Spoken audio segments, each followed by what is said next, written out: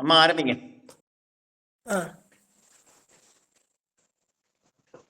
அனைவருக்கும் இனிய மாலை வணக்கம். இன்றைய ராஜபாளைய முத்தமிழ் சங்கம் 60வது நாளாக ஆய்வரங்கினை மிக சிறப்பாக நடத்துவதற்காக பட்டிமன்றத்தை முன்னெடுத்து பட்டிமன்றத்தை ஏற்பாடு செய்து மிக சிறப்பானதொரு முறையில் இன்றைக்கு, அதாவது ஒவ்வொரு முறையும் 10வது நாள் என்ற கணக்கு எடுத்துக்கொண்டு 50வது நாள் ஒரு பட்டிமன்றம், 60வது நாள் ஒரு பட்டிமன்றம் என்று அந்த வகையில் பட்டிமன்றங்களை நிகழ்த்தலாம் என்ற எண்ணத்தோடு இன்றைக்கு பட்டிமன்ற நிகழ்வை நடத்துவதற்காக மிக சிறப்பான முறையில் ஒரு நடுவரை தேர்ந்தெடுத்து, அதுவும் முக்கியமாக தேனி வையை தமிழ்ச்சங்கத்தினுடைய தலைவர் நிறுவனருமான மதிப்புறு முனைவர் இளங்குமரனார் ஐயா அவர்களை தேர்ந்தெடுத்திருக்கின்றோம். அவருடைய முன்னிலையில் இந்த பட்டிமன்றம் நடைபெறுவது என்பது இந்த ராஜபாளைய முத்தமிழ் சங்கத்திற்கு கிடைத்த ஒரு பெருமை என்றுதான் சொல்ல வேண்டும். இன்றைய நிகழ்ச்சிக்கு முதன்மையாக தமிழ் தாய் வாழ்த்தினை பாடுவதற்கு பானுமதி ராமகிருஷ்ணன் அம்மா அவர்களை அழைக்கின்றேன். வாருங்கள் அம்மா. வணக்கம் அம்மா. நீராறும் கடலுடுத்த நிலமடந்தை கெழிலொழுகும் சீராறும் வதனமென திகழ்வரத கண்டமிதில் தெக்கனமோ அதிசிறந்த திராவிடனல் திருநாடும் தக்க சிறு திரை நுதலும் தரித்தனரும் திலகமுமே அத்திலக வாசனை போல் அனைத்துலகும் இன்பமுற எத்திசையும் புகழ் மணக்க இருந்த பெரும் தமிழனங்கே தமிழனங்கே உன் சீரிலமை திறம்பி அந்த செயல் மறந்து வாழ்த்துதுமே வாழ்த்துதுமே வாழ்த்துதுமே. நன்றி நன்றி. சிறப்புமா. அடுத்ததாக இன்றைய பட்டிமன்ற நிகழ்ச்சிக்கு நடுவராக வருகை புரிந்திருக்கக்கூடிய ஐயா அவர்களை மனமுவந்து வரவேற்று மகிழ்கின்றேன். மற்றும் இந்த தளத்திற்கு எப்பொழுதும் போல மிக சிறப்பானதொரு முறையில் தலைமை உரை ஆற்றி தலைமை உரைக்கே ஒரு தகைமை ஏற்படுத்தக்கூடிய விதத்தில் நமக்கெல்லாம் தலைவராக இருந்து முன்னடத்தி கொண்டு வரக்கூடியவராகிய மதிப்புறு முனைவர் கோவிந்தம்மாள் ஜோதி நடராஜன் அம்மா அவர்களை அன்போடு வரவேற்கின்றேன். மற்றும் குமரி செல்வன் ஐயா அவர்கள், கவிக்கோ இன்னா ஷெரீஃபுதீன் ஐயா அவர்கள், அசோகன் சாமுவேல் ஐயா அவர்கள், பானுமதி ராமகிருஷ்ணன் அம்மா அவர்கள், முத்துகிருஷ்ணன் ஐயா அவர்கள், பிரபாவதி ராஜா அவர்கள், ரமேஷ் எத்திராஜ், சங்கரி அம்மா, ஹரிவன் பிணித்திருப்பான், அத்தனை பேரையும் வரவேற்று மகிழ்கின்றேன். இன்றைய பட்டிமன்றத்தில் அறமே என்ற அணியில் உரையாற்ற வந்திருக்கக்கூடியவர்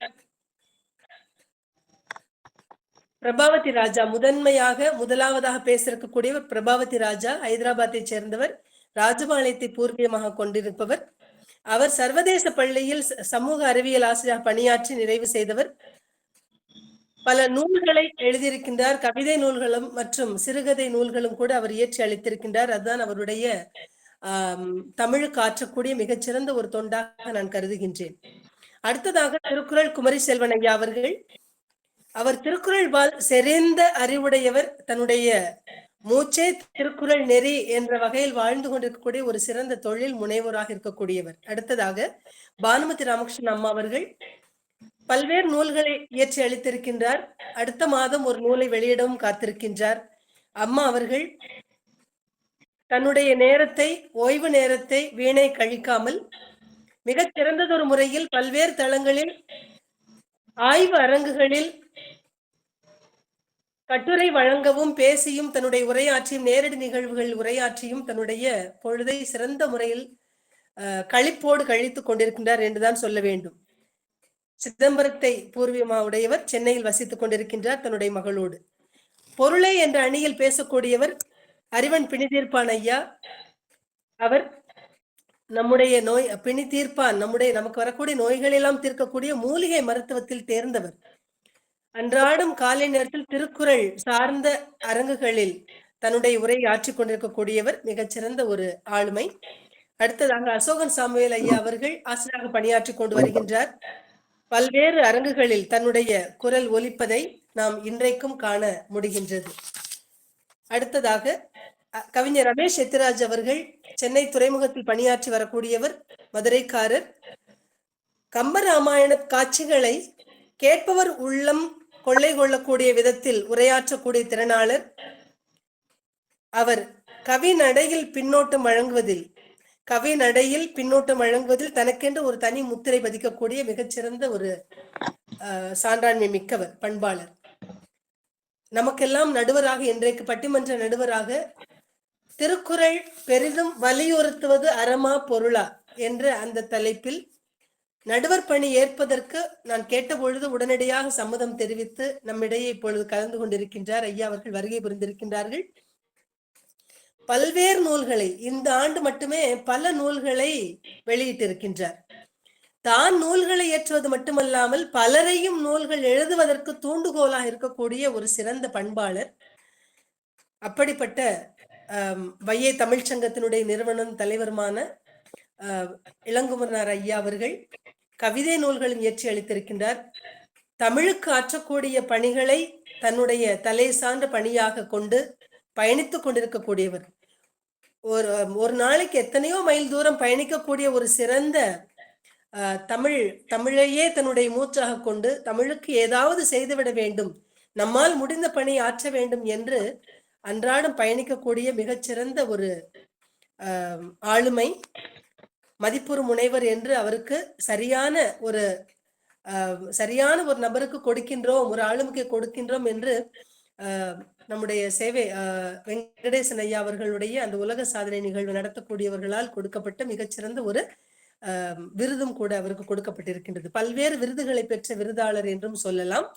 பல்வேறு அரங்குகளிலும் நேரடி நிகழ்வுகளிலும் அரசு நிகழ்வுகளிலும் கலந்து கொண்டிருக்கக்கூடிய மிகச்சிறந்த ஆளுமை அவர் நம்மிடையே வந்திருப்பது நமக்கெல்லாம் பெருமை.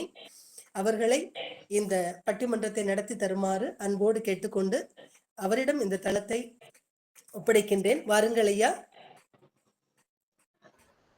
வணக்கம். என்னை இம்மண்ணுலகிற்கு ஈந்து மகிழ்ந்திட்ட என் அன்னை தந்தையையும், மண்ணின் மடியில் தவழ்ந்த என்னை தமிழ் அன்னை மடியில் தவழச் செய்த என் ஆசான்மார்கள், திருக்குறள் தொண்டர் சிவசங்கரனார் அவர்களையும், செந்தமிழ் அந்தனர் இளங்குமரனார் அவர்களையும், ஆய்வறிஞர் அருளியார் அவர்களையும், முன்னை மொழிக்கெல்லாம் முதலாயும் பின்னை மொழிக்கெல்லாம் தாயாயும் விளங்குகின்ற என் அன்னை தமிழையும் ஒரு சேர பணிகின்றேன். வந்து அன்பிற்குரியவர்களே, அருமையான களம், அருமையான தலைப்பு, நல்லதொரு தலைமை உரை, வரவேற்பு ஒருங்கிணைப்பு உரை என அனைத்துமாக தொடர்ச்சியாக நடைபெற்று கொண்டிருக்கின்ற ராசபாளையம் முத்தமிழ் சங்கத்தினுடைய தலைவர் மதிப்பிற்குரிய ஆய்வறிஞர் அம்மா சரஸ்வதி அம்மா அவர்கள் பல தளங்களில் தன்னை வெளிப்படுத்திக் கொண்டாலும் கம்பராமாயணத்தில் எப்படி தூய்ந்தவர் நிறைந்து அது தொடர்பாகவே தன்னுடைய இலக்கை பயணமாக கூட கொண்டிருப்பவர் என்று சொல்லலாம். ஆனால் கம்பராமாயணம் மட்டும்தானா என்றால் அதை தாண்டி திருக்குறள், நாலடியார் என சங்க இலக்கியங்களிலெல்லாம் தேர்ந்த ஆய்வுகளை தொடர்ச்சியாக உரையாக வழங்கி கொண்டிருக்கின்ற பெருமைக்குரிய அம்மையார் அம்மா அவர்களுடைய இந்த வழி நடத்தலில், அவர்களுடைய வரவேற்பில், தலைமை உரையில் இன்றைய நிகழ்வு பட்டிமன்றமாக தொடர்கிறது. இந்த பட்டிமன்ற அரங்கில் இருப்பவர்கள் அம்மா பிரபாவதி ராஜா அம்மா அவர்களும் பானுமதி அம்மா அவர்களும் இயல்பாகவே பேச்சு பழக்கம் உண்டு. பிரபாவதி அம்மா அவர்கள் நமது அந்த உலக தமிழ் கூடல் நிகழ்விலே பேசி இருக்கிறார்கள் என்பது ஒரு புறம். பானுமதி அம்மா அவர்களை நேரடியாகவே சந்தித்து பேசி இருக்கிறேன் என்பது ஒரு புறம். ரமேஷ் எத்திராஜன் ஐயா அவர்களுடைய அருமையான பாடல்களை தொடர்ச்சியாக முகநூல் வழியாக பார்த்து கொண்டும் கேட்டுக்கொண்டும் இருக்கிறேன் என்பது ஒரு புறம். ஆக அறுவரில் மூவர் நெருக்கமாகவே இருப்பவர்கள். இன்னும் மூவர் நான் கேள்விப்பட்டிருக்கிறேனே தவிர பார்த்ததோ பேசியதோ கிடையாது. அவ்வளவுதான். அன்பிற்குரியவர்களே, திருக்குறள் பெரிதும் வலியுறுத்துவது அறமா பொருளா? இது பட்டிமன்றத்தின் தலைப்பாக இருக்கிறது. எனக்கான ஒரு பழக்கம் என்றால் பெரும்பகுதி தலைப்பிற்கு உள் சென்று பேசுவது இல்லை. அப்படி பேசுவது சரியாக இருக்காது என்கின்ற சிந்தனையை ஊட்டி இருப்போம். ஆகவே தலைப்பிற்குள் பேசுவதற்காக நீங்கள் எல்லோரும் இருக்கிறீர்கள். உங்களுடைய பேச்சே எனக்கு பேச்சாகவும் இருக்கும் ஒன்று. இன்னொன்று, பெரும்பகுதியாக நீங்கள் பேசுவதை சுவைப்பதற்காகவே உள்ளே வந்திருப்பவன். ஆகவே அதை பற்றிய கவலையும் கிடையாது. நீங்கள் எவ்வளவு பேசுகிறீர்களோ அந்த செய்திகளை எல்லாம் உள்வாங்குவது எனக்கான மரபு. திருக்குறள் அது தோன்றிய காலம் தொடர்பாக பல்வேறு வகையான அறிஞர்கள் பல்வேறு செய்திகளை கூறியிருந்தாலும் கூட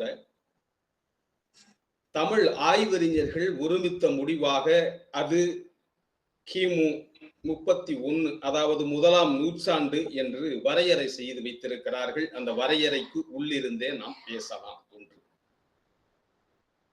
திருக்குறள் எழுந்த காலம் என்பது மன்னராட்சி காலம். நான் திருக்குறளை இப்படி பார்க்கலாம். எந்த மன்னராவது திருக்குறளை போற்றி இருக்கிறார்களா? காலகாலமாக அப்படி ஏதாவது ஒன்று நடந்திருக்கிறதா? திருவள்ளுவருடைய பெயரை எந்த மன்னராவது உச்சரித்திருக்கிறார்களா?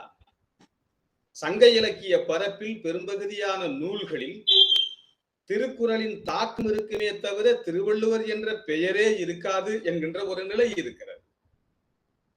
இந்த நிலைக்கு என்ன காரணம் என்று ஒரு விதமான சிந்தனையை நாம் முன்வைத்து பார்த்தால், அவர் காலகட்டத்தில் அவர்தான் மிகச்சிறந்த புரட்சியாளர். திருவள்ளுவரை போன்று 2000 ஆண்டுகளுக்கு முன்பாக புரட்சி கருத்துக்களை தூவிய புரட்சியாளர் வேறு ஒருவரும் இல்லை என்று சொல்லலாம். பொதுவாக இந்த மண் புரட்சியாளர்களை வாழும் காலத்தில் விட்டுவிடும். அந்த புரட்சியின் விளைவு பின்னால் வெளியே தெரிகின்ற பொழுது, அதனுடைய பயன் தெரிகின்ற பொழுது, பின்னால் வருபவர்கள் அந்த புரட்சியாளரை கொண்டாடுவார்கள். அந்த புரட்சியாளரின் கருத்துக்களை பலரும் பின்பற்றுவார்கள். இப்படி பார்க்கின்ற பொழுதுதான் 2000 ஆண்டுகளுக்கு முன்பாக திருவள்ளுவர் என்கின்ற அந்த அறிஞர் இப்பொழுது வெளிவந்திருக்கிறார் என்கின்ற பொழுதுதான் அவருடைய புரட்சியின் தன்மையை நாம் உணர்ந்து கொள்ள முடிகிறது. ஆமா, புரட்சி என்று சொல்கிறீர்களே, அது பாரதி புதிதாக உருவாக்கிய சொல்ல. அப்படி என்ன அவர் புரட்சி செய்தார் என்று ஒரு கேள்வியும் நாம் முன்வைக்கலாம். வள்ளுவத்தை பொறுத்த மட்டில் அப்படி வைக்கின்ற பொழுது, சமூகத்தில் எதெல்லாம் சரி என்று ஏற்றுக்கொள்ளப்பட்டதோ அதையெல்லாம் புறம் தள்ளிய பெருமைக்குரியவர் திருவள்ளுவ பேராசான் என்பதை பார்க்கிறோம். மன்னர்கள் எத்தனை மனைவிமார்களையும் வைத்துக் கொள்ளலாம், எங்கிருந்தும் அவர்கள் எடுத்து வரலாம். ஆனால் பெண் தொடர்பாக இல்வாழ்வான் என்று வரையறைக்கு உட்படுத்தியவர் அவர். பரத்தை ஒழுக்கம் பேசப்பட்டிருந்த காலத்தில், ஏற்புடையதாக இருந்த காலத்தில் அதை விட்டு ஒழிக்க சொன்னவர் அவர். கல் என்பது மன்னரும் சரி, அதாவது ஆணும் பெண்ணுமே கல்லறிந்தினார்கள் என்பதற்கு சான்று இருக்கிறது சங்க இலக்கியத்தில். கல்லை ஒழிக்க வேண்டும் என்று சொன்னவர் திருவள்ளுவர். மன்னரும் அவை புலவர்களும் கூட சூதாடி இருக்கிறார்கள் என்ற செய்தி இருக்கிறது. சூதை ஒழிக்க சொன்ன பெருமைக்குரியவர் திருவள்ளுவர். இப்படி அரசுக்கு அப்பாற்பட்டு இருக்கிற அந்த முரண்பாடுகளை எல்லாம் முற்றிலும் துடைத்து எரிய சொன்ன காரணத்தால் அவர் புரட்சியாளர் என்ற நிலையில் அவருடைய சிந்தனை துளிகள் அந்த காலகட்டத்தில் ஒதுக்கப்பட்டனவோ என்று கூட ஐயப்படக்கூடிய சூழல் நமக்கு இருக்கிறது. அப்படியானது குரல். இது எந்த சமயத்திற்குள்ளாவது சிக்கிக்கொள்கிறதா என்று ஒரு கேள்வியை வைத்தால், திருக்குறளை பொறுத்த மட்டில் எந்த சமயத்திற்குள்ளும் அது அடங்காது. அது சமயம் கடந்தது. மானுடம் பேசுவது, அதை ஆழ உள்புகுந்து பார்த்தால் அதனுடைய உண்மை தன்மைகளை உணர முடியும். அந்த வகையில் தான் திருக்குறளை நாம் தொடர்ச்சியாக கொண்டாடுகிறோம். அது ஒரு சமயத்திற்கு மட்டும், ஒரு மதத்திற்கு மட்டும் சொந்தமானது என்றால் உலக பொதுமறை என்றே அதை சொல்ல இயலாது. உலக பொதுமறை என்பதை தாண்டி தற்பொழுது உலக பொதுமுறை என்று கூட புதிய சொல்லாக்கம் வந்திருக்கிறது. அந்த உலக பொதுமுறைக்கும் அது எல்லா மனிதருக்கும் ஏற்புடைய தன்மையுடைய கருத்துக்களை கொண்டிருந்தால் மட்டும்தான் உலக பொதுமுறையாக இருக்க முடியும். எனவே அது எந்த சமயத்திற்குள்ளும் சிக்கிக் கொள்ளாது. அப்படி 2000 ஆண்டுகளுக்கு முன்பாக மானுடத்தை முன்வைத்து எழுதப்பட்ட அந்த திருக்குறள் 133 அதிகாரங்கள், 1330 குறட்பாக்கள், 3 இயல்கள், அறத்துப்பால், பொருட்பால், காமத்துப்பால் என்று முப்பால் என்ற வரிசையிலே கொண்டாடப்பட்டு வருகிறது. இந்த கொண்டாடப்பட்டு வருகின்ற இந்த நிலையில் சரியாக திருவள்ளுவர் பெரிதும் வலியுறுத்தி சொல்லுவது அல்லது திருக்குறள் பெரிதும் வலியுறுத்துவது அறத்தையா பொருளையா? இந்த கேள்வியில் தான், இந்த பின்னணியில் தான் நாம் இங்கே கூடியிருக்கிறோம். இது அறமா பொருளா? அறத்திற்கான பொருளையும் பொருளுக்கான பொருளையும் பேச்சாளர்களே விளக்குவார்கள் என்ற நிலையில் அந்த சிந்தனையோடு உங்களிடம் முன்வைக்கிறேன். சரியாக ஒருவர் 6 நிமிடங்கள் எடுத்துக்கொள்ளலாம் என்று வைக்கலாம். ஒரு வரையறை. பெரும்பாலும் பட்டிமன்றங்கள், தொலைக்காட்சி பட்டிமன்றங்களும் 1 மணி நேரத்தில் ஒருவர் தன்னுடைய கருத்தை சொல்லிவிட்டு செல்கிறார். இடையிலே விளம்பரங்கள் வருகின்றன, நடுவருடைய பேச்சு வருகிறது, பின்பு மற்றவர் தன்னுடைய கருத்தை முன்வைக்கிறார், மீண்டும் விளம்பரங்கள் வருகின்றன. இப்படியான தொடர்ச்சியிலே 1 மணி நேரத்தில் மிக அருமையான பட்டிமன்றத்தை கொடுத்து செல்கிறார்கள். அந்த நோக்கோடு நாமும் இந்த இடத்தில் பயணிப்போம். அது ஒருவர் மிகச் சரியாக தங்களுடைய அந்த கைகளில் இருக்கின்ற மணிகாட்டியை பார்த்து கொண்டு நிமிடத்தை நீங்களே நிறைவு செய்கின்ற நிலையை உருவாக்கினால் அது இந்த நிகழ்வு இனிது சிறக்க காரணமாக இருக்கும் என்ற நிலையில், அறமா பொருளா? அறமே திருக்குறள் பெரிதும் வலியுறுத்துகிறது, பொருளையே திருக்குறள் பெரிதும் வலியுறுத்துகிறது. எப்பொழுதுமே அறமே என்கின்ற அந்த முதன்மை அதிகாரத்திலிருந்து முதல்வராக பிரபாவதி ராஜா அம்மையார் அவர்கள் தங்களுடைய தொடக்க புள்ளியை தொடங்க அன்போடு அழைத்து மகிழ்கின்றோம். சரியாக இப்பொழுது மணி, உங்கள் கடிகாரத்தையும் பார்த்து கொள்ளுங்கள், 6 மணித்துளிகளுக்குள் நீங்கள் நிறைவு செய்யலாம். பாருங்கள் அம்மா. நன்றி ஐயா. ராசபாலை முத்தமிழ் சங்கத்தின் முத்தான பட்டிமன்ற நிகழ்ச்சியிலே தமிழ் சொத்தாக வருகை புரிந்திருக்கும் நடுவர் அவர்களே, கொத்தான வள்ளுவ கருத்துக்களை சத்தான தமிழிலே வாரி வழங்க வந்திருக்கும் அறிஞர் பெருமக்களே, அறம் கூறும் இந்த நற்சபையில் நாமும் இணைந்து திருக்குறள் பெரிதும் வலியுறுத்துவது அறமா பொருளா என்று இந்த பட்டிமன்றத்திலே செவி மடுத்து கரவொலி எழுப்பி மகிழ்வதற்காக வந்து இணைந்திருக்கும் அனைத்து தமிழ் பேரறிஞர்களே, வலைதளத்திலே இதை கண்டு கிழக்கிய இருக்கும் சான்றோர்களே, அனைவருக்கும் எனது உளம் கனிந்த இனிய வணக்கங்கள். நம்முடைய வாழ்க்கையில், வழிமுறையில், வாழ்வியலில் திருக்குறள் எவ்வளவு பங்கு வகிக்கிறது என்பதை நாம் அறிவோம். அவற்றில் திருக்குறள் பெரிதும் வலியுறுத்துவது அறமா பொருளா என்று கேட்டிருக்கிறார்கள். அறம் என்ற சொல் ஆழ்ந்து செறிந்த நுணுக்கமான பொருள் உடையது. திருக்குறள் பெரிதும் வலியுறுத்துவது அறமே என்ற தலைப்பிலே நான் இப்பொழுது பேசுகிறேன். ஒழுக்க நெறிகளையும் விதிமுறைகளின் தொகுப்பாகவும் அமைவதே அறம். அறம் என்பது அரு என்னும் வினைச்சொல்லின் அடியாக பிறந்தது. இதற்கு தீவினைகளை அறுத்தல், வழியை உண்டாக்குதல், துண்டித்தல் மற்றும் உருவாக்குதல் என பல பொருள்கள் உண்டு. அதாவது மனிதனை பற்றி கொண்டு வரும் தீமைகளை அறுத்தெறிந்து நல்வழிப்படுத்துவதே அறம் எனப்படுகிறது. இதைத்தான் பரிமேல் அழகர் கூறுகின்றார், விதித்தன செய்தலும் விலக்கின ஒழித்தலும். இப்பொழுது மனத்துக்கண் மாசிலன் ஆதல் அனைத்தரன் ஆகுல நீரபிற. இது நம் அறம் என்ற சொல்லிற்கு அறம் என்ற தலைப்பிற்கு மிகவும் அச்சாணியாக இருக்கும் அருமையான திருக்குறள். மனத்தில் குற்றமற்று இருப்பதே அறம். பிற செயல்கள் எல்லாம் ஆடம்பர ஆரவார தன்மையுடையவை. அதாவது மனத்தில் குற்றமற்று இருத்தல் என்பது என்ன? எந்தெந்த குற்றங்களை நாம் செய்யக்கூடாது? நாம் அறிந்திருந்தும் மீண்டும் மீண்டும் நாம் அதை கேட்க கேட்க நம்மை புதுப்பித்துக் கொள்கிறோம். எது குற்றம் என்று தெரிந்து கொள்ள வேண்டும் அல்லவா? அதற்குதான் அழுக்காறு, அவா, வெகுளி, இன்னாச்சொல் நான்கும் இழுக்கா என்பது அறம் என்று கூறுகிறார்கள்.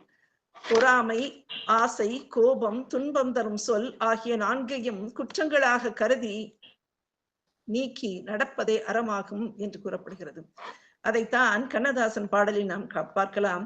ஆசை, கோபம், களவு கொள்பவன் பேச தெரிந்த மிருகம், பேச தெரிந்த மிருகம் என்று கூறிவிட்டார்.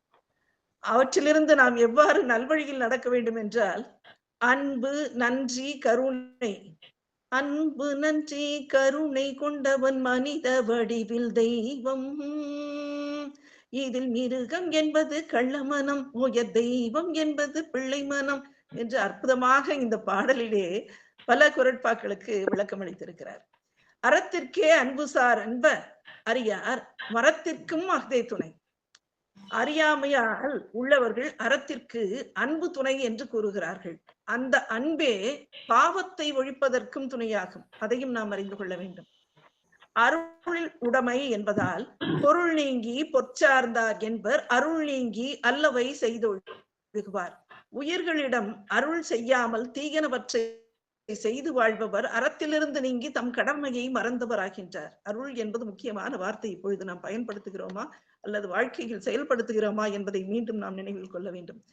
இல்வாழ்க்கையில் எவ்வாறு வாழ வேண்டும் என்று கூறுகிறார் பாருங்கள். அரண் எனப்பட்டதே இல்வாழ்க்கை. அர்த்தம் பிறன் பழிப்பது நன்று. அரண் அறம் எனப்பட்டதுதான் நன்று. இல்வாழ்க்கை. அடுத்தவர்கள் பழிக்காமல் இருந்தால் அதுதான் இல்வாழ்க்கைக்கு சிறந்தது. அரண் எனப்படுவதின் இல்வாழ்க்கை என்ற சிறப்பானது என்பதனால் பிறரை பழிக்காமல் இருப்பதும் பிறர் நம்மை பழிக்கப்படாமல் வாழ்வதும் தான் என்று கூறப்படுகிறது. அறவழி பின்பற்றாதவன் நிலை என்ன என்பதை பார்த்தோமானால், நம்ம அறிவினை ஐயா நானை கவனமாக கேட்டுக்கொண்டே இருக்கிறார்கள். நான் என்ன சொல்ல வேண்டும் என்றால், அறம் என்று கூறிக்கொண்டிருக்கிறார்களே, இவர்களுக்கு பொருள் தேவையில்லையா என்று அவர் நினைக்கலாம்.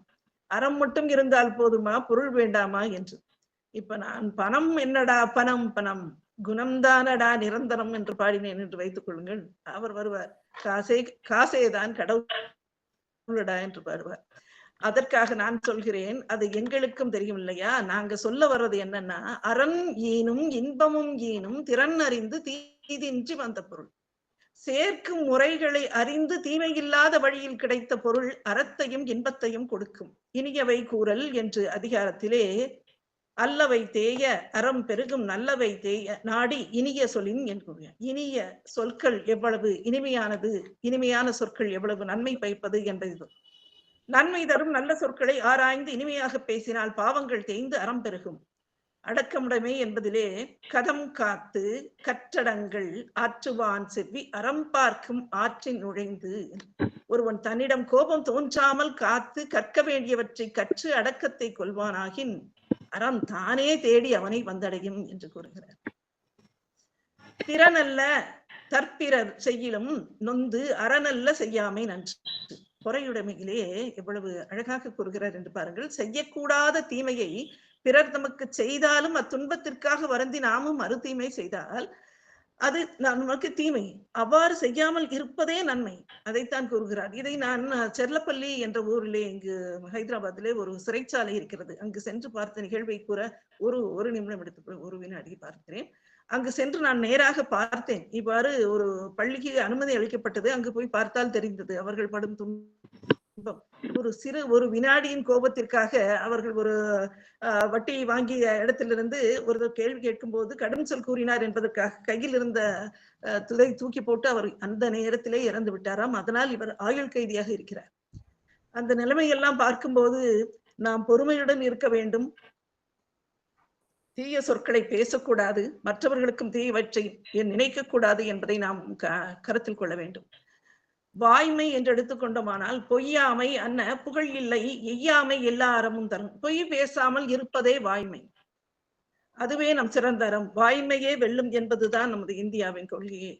வாய்மை வெல்லும் பொய் பேச நம்ம எத்தனையோ வீரர்களை தலைவர்களை எடுத்துக்கொள்ளலாம். மகாத்மா காந்தி வாழ்ந்ததும் அப்படிதான். ஹரிச்சந்திரன் கதையை எடுத்துக்கொள்கிறோம். எத்தனையோ மன்னர்கள் ஆண்டாலும் ஹரிச்சந்திரனை இன்றும் பேசுகிறோம், இனியும் பேசுவோம். அது உண்மையை அவர் கடைபிடித்தார் என்பதுதான். உண்மையை சொல்லி நன்மையை செய்தால் உலகம் முன்னிடம் மயங்கும். அதுதான் கண்ணதாசன் பாடல். உண்மையை சொல்லி நன்மையை செய்தால் உலகம் முன்னிடம் மயங்கும், நிலை உயரும் போது பணிவு கொண்டால் உயிர்கள் உன்னை வணங்கும், உண்மை என்பது அன்பாகும், பெரும் பணிவு என்பது பண்பாகும். அருமையான பாடல், அருமையான கருத்துக்கள். மறந்தும் பிறன் கேடு சூழற்க சூழின் அறம். சரிங்க. அது மறந்தும் பிறன் கேடு சூழற்க சூழின் அறம் சூழும் சூழ்ந்தவன் கேடு. மற்றவர்களுக்கு தீங்கு செய்ய மறந்தும் கூட அவ்வாறு நினைக்க கூடாது, அவனுக்கு துன்பத்தினை இழைக்க கூடாது, அதுவும் அறம் அன்று என்று கூறுகின்றனர்.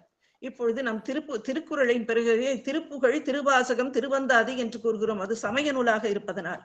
ஆனால் திருக்குறள் எவ்வாறு திருக்குறள் என்று திரு என்ற பெயரை பெற்றது என்று கூறினால் சமயம் சார்பற்ற நூல், பொதுமறை. ஆனால் அறத்தை உண்மையாக கொண்டு, அறத்தை மேன்மையாக கொண்டு, அறத்திற்கு முக்கியத்துவம் அளித்து அனைத்தையும் எடுத்து கூறுவதனால் இது அறநூல். அறத்தையே வலியுறுத்துகிறது. பொருள் பெற வேண்டும் என்றாலும் பொருளை விட அறமே சிறந்தது, அறத்தின் வழி பொருள் பெறுவதே நல்வழி என்று கூறுவதால் அறமே என்று திருக்குறள் பெரிதும் வலியுறுத்துவது அறமே என்று கூறுகிறேன். ஐயா, நீங்கள் தொல்காப்பியத்தையும் வள்ளுவத்தையும் இருக்கண்களாக நீங்கள் நடத்தி வருகிறீர்கள். அறத்தின் வழி நடப்பதால் அறமே என்று தீர்ப்பளிப்பீர்கள் என்று கூறி வாய்ப்பளித்தமைக்கு நன்றி கூறி விடைபெறுகிறேன். நன்றி, வணக்கம். அன்பும் மகிழ்வும் நன்றி. அறம் என்பது என்ன? அரு என்கின்ற அந்த அடிப்படையில், வேறு அடிப்படையில் பிறந்தது அறம். அரு கூட்டல் அறம்.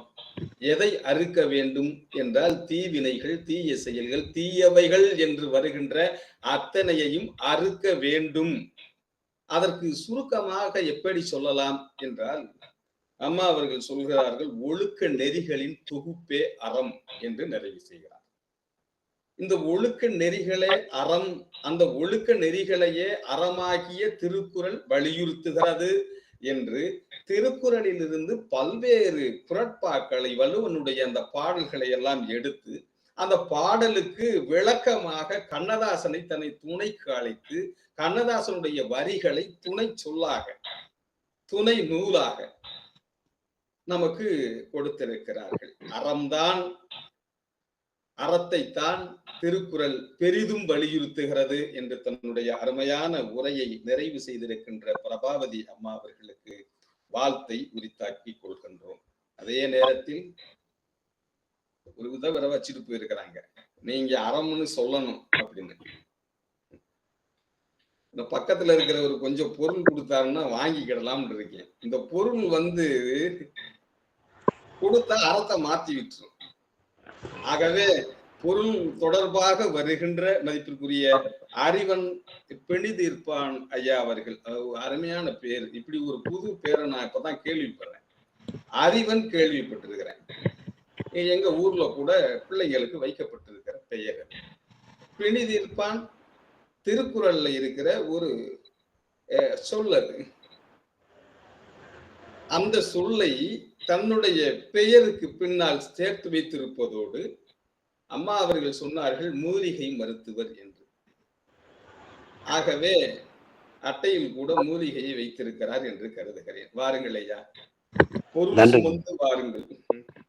நன்றி ஐயா, நன்றி. 7:36 பட்டிமன்ற நடுவர் உள்ளிட்ட அறமே என்ற தலைப்பிலும் பொருளே என்ற தலைப்பிலும் உரையாற்ற வருகை புரிந்திருக்கின்ற சான்றோர் பெருமக்களையும், இணைப்பில் இணைந்து நிகழ்வை சிறப்பித்துக் கொண்டிருக்கக்கூடிய அத்துணை சான்றோர் பெருமக்களையும், ராஜபாளையம் முத்தமிழ்ச் சங்கத்தையும் வணங்கி, திருக்குறள் பெரிதும் வலியுறுத்துவது அறமா பொருளா, அறத்துப்பாலா பொருட்பாலா அல்ல, ஆழ்ந்து சிந்திக்க வேண்டும். திருக்குறளிலே ஒற்றை எழுத்தை சேர்த்தாலும் குற்றம், ஒற்றை எழுத்தை எடுத்தாலும் குற்றம், அங்கே சீர்கட்டுவிடும். இங்கே திருக்குறளை பற்றி உரையாற்ற வந்திருக்கின்றோம். இங்கே இருக்கக்கூடிய சொல்லாடல், திருக்குறள் பெரிதும் வலியுறுத்துவது அறமா பொருளா, இங்கே பொருளே என்ற தலைப்பிலே உரையாற்ற வந்திருக்கின்றோம். என்றாலும் அறமே என்ற அணியில் பெயரை கொடுத்து பணிக்கப்பட்டு பொருளே என்ற தலைப்பிலே உரையாற்றி கொண்டிருக்கின்றோம். இக்குறிப்பை இங்கே முன்வைத்து, எந்த அணியில் இருந்தாலும் நம்முடைய அணி வெற்றி பெற வேண்டும். அடிப்படையிலேயே வெற்றி பெற அணிபோ அப்படின்னு சொல்லி மாத்திக்கிட்டீங்களா? பணிக்கப்பட்டதால் வந்தேன் ஐயா. மகிழ்ச்சிங்க. 3 பேர் வேண்டும் என்ற கட்டாயத்தின் அடிப்படையில் வந்தேன். எந்த அணியில் நாம் இருந்தாலும், அது விளையாட்டாக இருந்தாலும் எதுவாக இருந்தாலும், அந்த அணி வெற்றி பெற வேண்டும் என்ற நோக்கத்தோடு நாம் அங்கே களமாட வேண்டும் என்ற நோக்கத்தோடு திருவள்ளுவரை துணை கொண்டு, தமிழை துணை கொண்டு, தமிழ் அன்னையை துணை கொண்டு, வரியார்க்கு ஒன்று ஈவதே ஈகை, மற்றெல்லாம் குறியிருப்பை நீரது உடைத்து. இங்கே பொருள் என்று சொன்னால் இதை சொன்னது அறத்துப்பாலிலே, அறத்திலே. அறத்தை பற்றி சொல்லும் பொழுது வரியார்க்கு ஒன்று ஈவதே ஈகை என்று சொல்லிவிட்டார். அப்போ ஏழைகளுக்கு கொடுக்க வேண்டும். அங்கே பணத்தை பற்றி சொல்றார், செல்வத்தை பற்றி சொல்கின்றார். அற்றார் அழிவு தீர்த்தல், அது ஒருவர் பெற்றால் பொருளை புழி, அவங்க கிட்ட பொருள் குறையவே குறையாது. இங்கே செல்வத்தை பற்றி சொல்றார். எந்த இடத்துல சொல்றாருன்னு பார்த்தீங்கன்னா, அறத்துப்பாலில் சொல்றார். அறத்தை பற்றி பேசிக்கொண்டு வரும்பொழுது பொருளை பற்றி சொல்கின்றார், செல்வத்தை பற்றி சொல்கின்றார். என்றாலும் நம்முடைய தலைப்பு இங்கே அறமா பொருளா என்பதே. எதை எங்கே வைக்கின்றார், எதை எங்கே சொல்கின்றார் என்று பார்க்க வேண்டும். பெரியாரை துணைக்கோடல் என்ற அதிகாரத்தையும், பெரியாரை பிழையாமை என்ற அதிகாரத்தையும் அறத்துப்பாலில் அறத்தை பற்றி பேசும்போது சொல்லாமல் பொருட்பாலில் எடுத்துக்கொண்டு போய் வைக்கின்றார். ஆக அதற்கு பொருள் பார்க்க வேண்டும். அங்கே செல்வத்தை பார்க்கக்கூடாது. பொருள் பால் என்றால் பொருள் பார்க்க வேண்டும், செல்வத்தை பற்றி பேசக்கூடாது என்ற அளவிலே செல்வத்தை பற்றியும் சொல்லியிருக்கின்றார், சொல்லாமல் இல்லை. 76வது அதிகாரத்திலே சொல்லியிருக்கின்றார். மொத்தமே 70 அதிகாரம் கொண்டது பொருள், 38 அறத்துப்பால். ஆக மருந்து என்ற தலைப்பையும் பொருள் என்ற இடத்திலே சொல்லியிருக்கின்றார். அதை இல்லறத்தாருக்கு சொல்ல வேண்டும். இன்னும் ஒரு பிரிவை சொல்ல வேண்டும். காமத்துப்பால் என்று பார்க்கும்போது 2ஆக பிரித்து விட்டார், கற்பு களவு என்று. அதே போன்று அறத்துப்பாலை சொல்லும்போது இல்லறம் துறவரம் என்று 2ஆக பிரித்து விட்டார். அதிலே விதி என்று ஊழ் என்று ஒன்றை வைத்து விட்டார். பாயிரவியல் என்ற தொடக்க அடிப்படை என்று சொல்லும் பொழுது அதை அங்கே இட வேண்டிய கட்டாய சூழ்நிலை. இவ்வாறாக அறத்துப்பால் என்பது 4 தலைப்பாக இருக்கின்றது. ஆனால் பொருள் என்று வரும்பொழுது, பொருள்பால் என்று வரும்பொழுது அங்கே பொருளை 7 வகையாக பிரிக்கின்றார். அங்கேதான் திருவள்ளுவருடைய பொருள் ஆழ்ந்து விளங்கிக் கொள்ள வேண்டும். திருக்குறளை ஆழ்ந்து விளங்கிக் கொள்ள வேண்டும். கல்வி, கல்லாமை, கேள்வி, அறிவுடைமை, தெரிந்து செயல்வகை, காலமறிதல், இடனறிதல், ஊக்கமுடைமை, மடியின்மை, சோம்பலின்மை, சொல்வன்மை. இந்த சொல்வன்மை என்று பார்க்கும் பொழுது சொல்லை பிரிதோ சொல் அச்சொல்லை வெல்லும் சொல்லின்மை, இது அறத்திலே சொல்ல வேண்டியது. ஆனால் இங்கே பொருள் பார்க்க வேண்டும் என்பதால் பொருளிலே சொல்லுகின்றார். இதற்கெல்லாம் பொருள் பார்க்க வேண்டும். இங்கே செல்வம் எங்கே இருக்கின்றது என்று பார்க்க வேண்டும். இங்கே செல்வத்தை பற்றி சொல்லவில்லை, ஆனால் பொருளை பற்றி நாம் விளங்கிக் கொள்ள வேண்டும். அதே போன்று வினை தூய்மை, வினை திட்பம், வினை செயல் வகை, இவையெல்லாம் அறச்செயலாக இருக்க வேண்டியவை. என்றாலும் பொருளிலே சொல்லப்பட்டிருக்கிற அதிகாரங்கள், தூது, குறிப்பு அறிதல், அவை அஞ்சாமை என்றெல்லாம் வரும்போது பொருள் செயல் வகை சொல்லுகின்றார். பொருள் அல்ல வரை பொருளாக செய்யும் பொருள் அல்லது இல்லை பொருள். இதில் எந்த பொருள் செல்வத்தை குறிக்கின்றது, எந்த பொருள் செல்வத்தை குறிக்கவில்லை என்று ஆழ்ந்து நுணுத்து பார்க்க வேண்டும். அப்படிப்பட்ட வல்லமை கொண்ட திருக்குறள். அதுபோன்று நட்பு, நட்பாராய்தல், பழைமை, தீ நட்பு, கூடா நட்பு, பெண் வழி சேரல், வரைவின் மகளிர், மருந்து என்றெல்லாம் பொருளிலே எடுத்து வந்து வைத்திருக்கின்றார். ஆக இவற்றுக்கெல்லாம் நாம் பொருள் பார்க்க வேண்டுமே அல்லாமல் எல்லாம் செல்வம் என்று மொத்தாந்தரமாக எடுத்துக்கொண்டால், பொருட்பால் என்றாலே செல்வம் என்று பொத்தாம் பொதுவாக எடுத்தால் அங்கே பொருள் இல்லாமல் போய்விடும், மீனிங் இல்லாமல் போய்விடும். இங்கே பொருள் என்று சொல்வது மீனிங் என்ற அர்த்தம் என்று சொல்லக்கூடிய பொருளை சொல்லுகின்றேன். ஆக தலைப்பிலேயே கூட அறமா பொருளா என்று பார்க்கும்பொழுது இங்கே பொருள் என்று சொல்லக்கூடியது மீனிங் என்ற அளவிலே நாம் எடுத்துக்கொள்ளலாம் என்ற அளவிலே நடுவர் அவர்களின் தீர்ப்பில் கட்டாயமாக பொருள் இல்லாமல் போய்விடும் என்ற ஐயம் எனக்கு சிறிதும் இல்லை. அந்த ஐயப்பாடே இல்லாமல் நடுவர் அவர்களின் தீர்ப்பில் பொருள் இருக்கும் என்ற நம்பிக்கையுடன் காலம் கருதி திருக்குறள் பெரிதும் வலியுறுத்துவது தலைப்பின்படி அறமா பொருளா என்றால் பொருளே பொருளே பொருளே என்று காலம் கருதி நன்றி பாராட்டி வணங்கி விடைபெறுகின்றேன். நன்றி, வணக்கம். நன்றியும் வாழ்த்தும் ஐயா.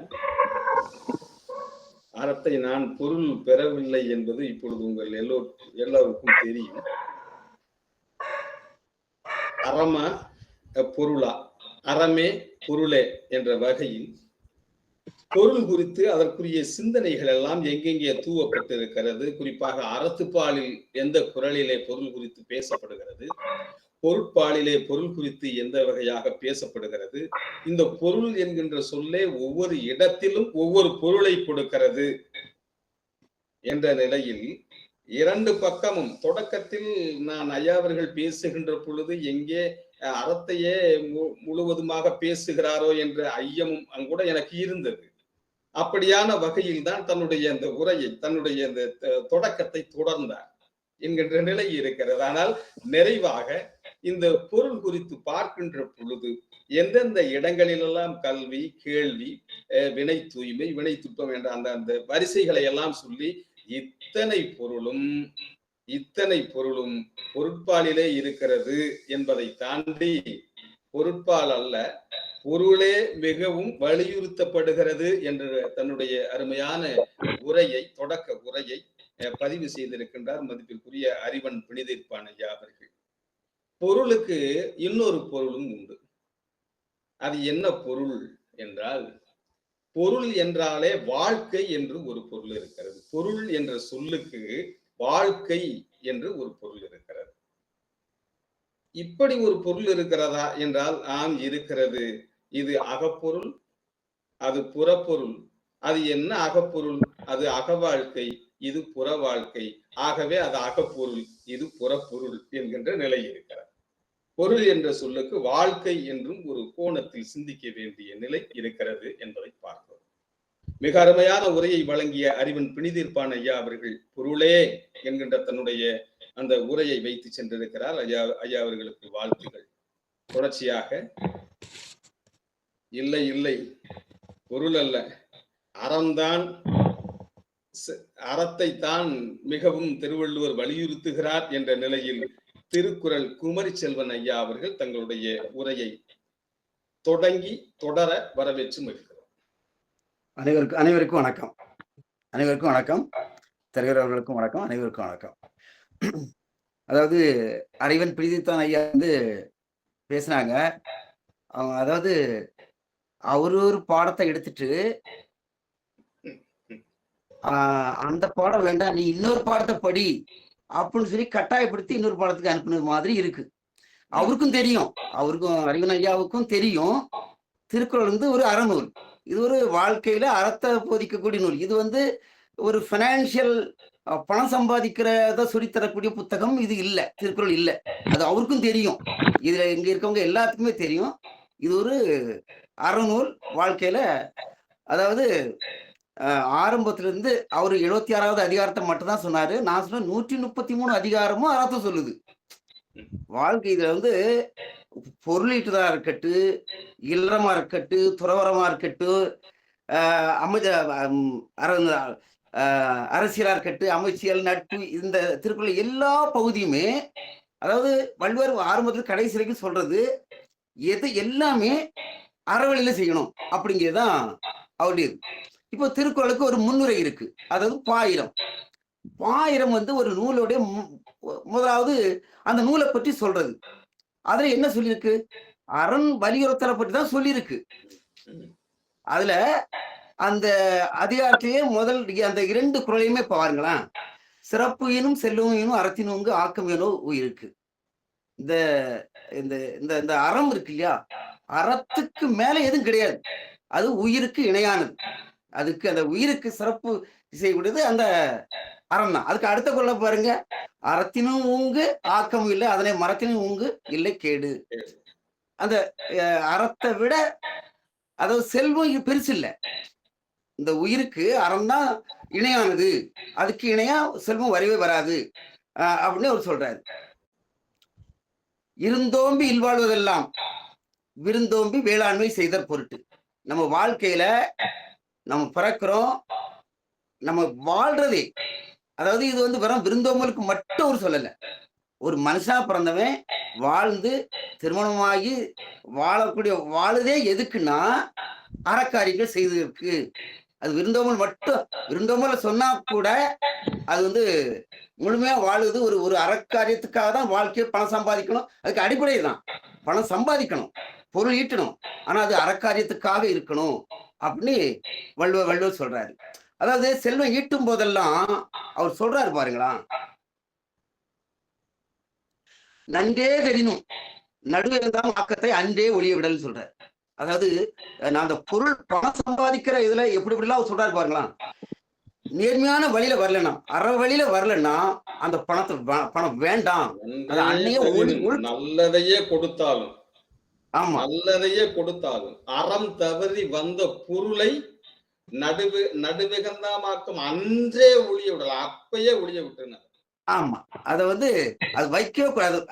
அப்படி சொல்றாரு. அந்த பொருள் நம்ம அதுக்கப்புறம் பாருங்க, செப்பமுடையவன் ஆக்கம் செய்து எச்சத்திற்கு ஏமாப்புடைத்து. நேர்மையான வழியில நம்ம சம்பாதிச்சா மட்டும்தான் அது நிலைச்சி நம்ம பிள்ளைகளுக்கு போய் சேரும். பாருங்களா, பொருள் ஈட்டும் போது ஒண்ணுக்கும் பின்னாடி அவரு வள்ளுவர் அறத்தை தான் சொல்றாரு.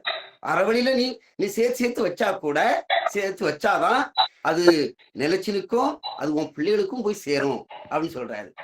அதாவது நான் வணிகத்துல இருக்கேன், நான் வியாபாரம் பண்றேன், அதுக்கு சொல்றாரு பாருங்களா, வணிகம் செய்வார்க்கும் வணிகம் பேணி பிரபும் தம்போல் செய்யும். இப்படி நடைமுறையில வாழ்க்கையில இல்ல. ஆனா அவர் என்ன சொல்றாரு, வணிகம் செய்வரவு கூட அதுக்கு ஒரு எத்திக்ஸ், ஒரு நேர்மை வேணும். நீ வந்து மற்றும் வியாபாரத்தையும் உன் வியாபாரமா பார்க்கணும், மற்றவங்களுடைய பொருள் அந்த ஒரு அறநெறியில. ஆனா இன்னைக்கு அப்படி இல்லை. ஆனா அவரு வள்ளுவர் வந்து அது மாதிரி சொல்றாரு. அதாவது இந்த உலகத்துல வந்து நிலைச்சு நிற்கிறது புகழ் மட்டும்தான். ஒன்றாவது உலகத்து உயர்ந்த புகழெல்லாம் பொன்றாது நிற்பதுன்னு சொல்றா இல்லையா.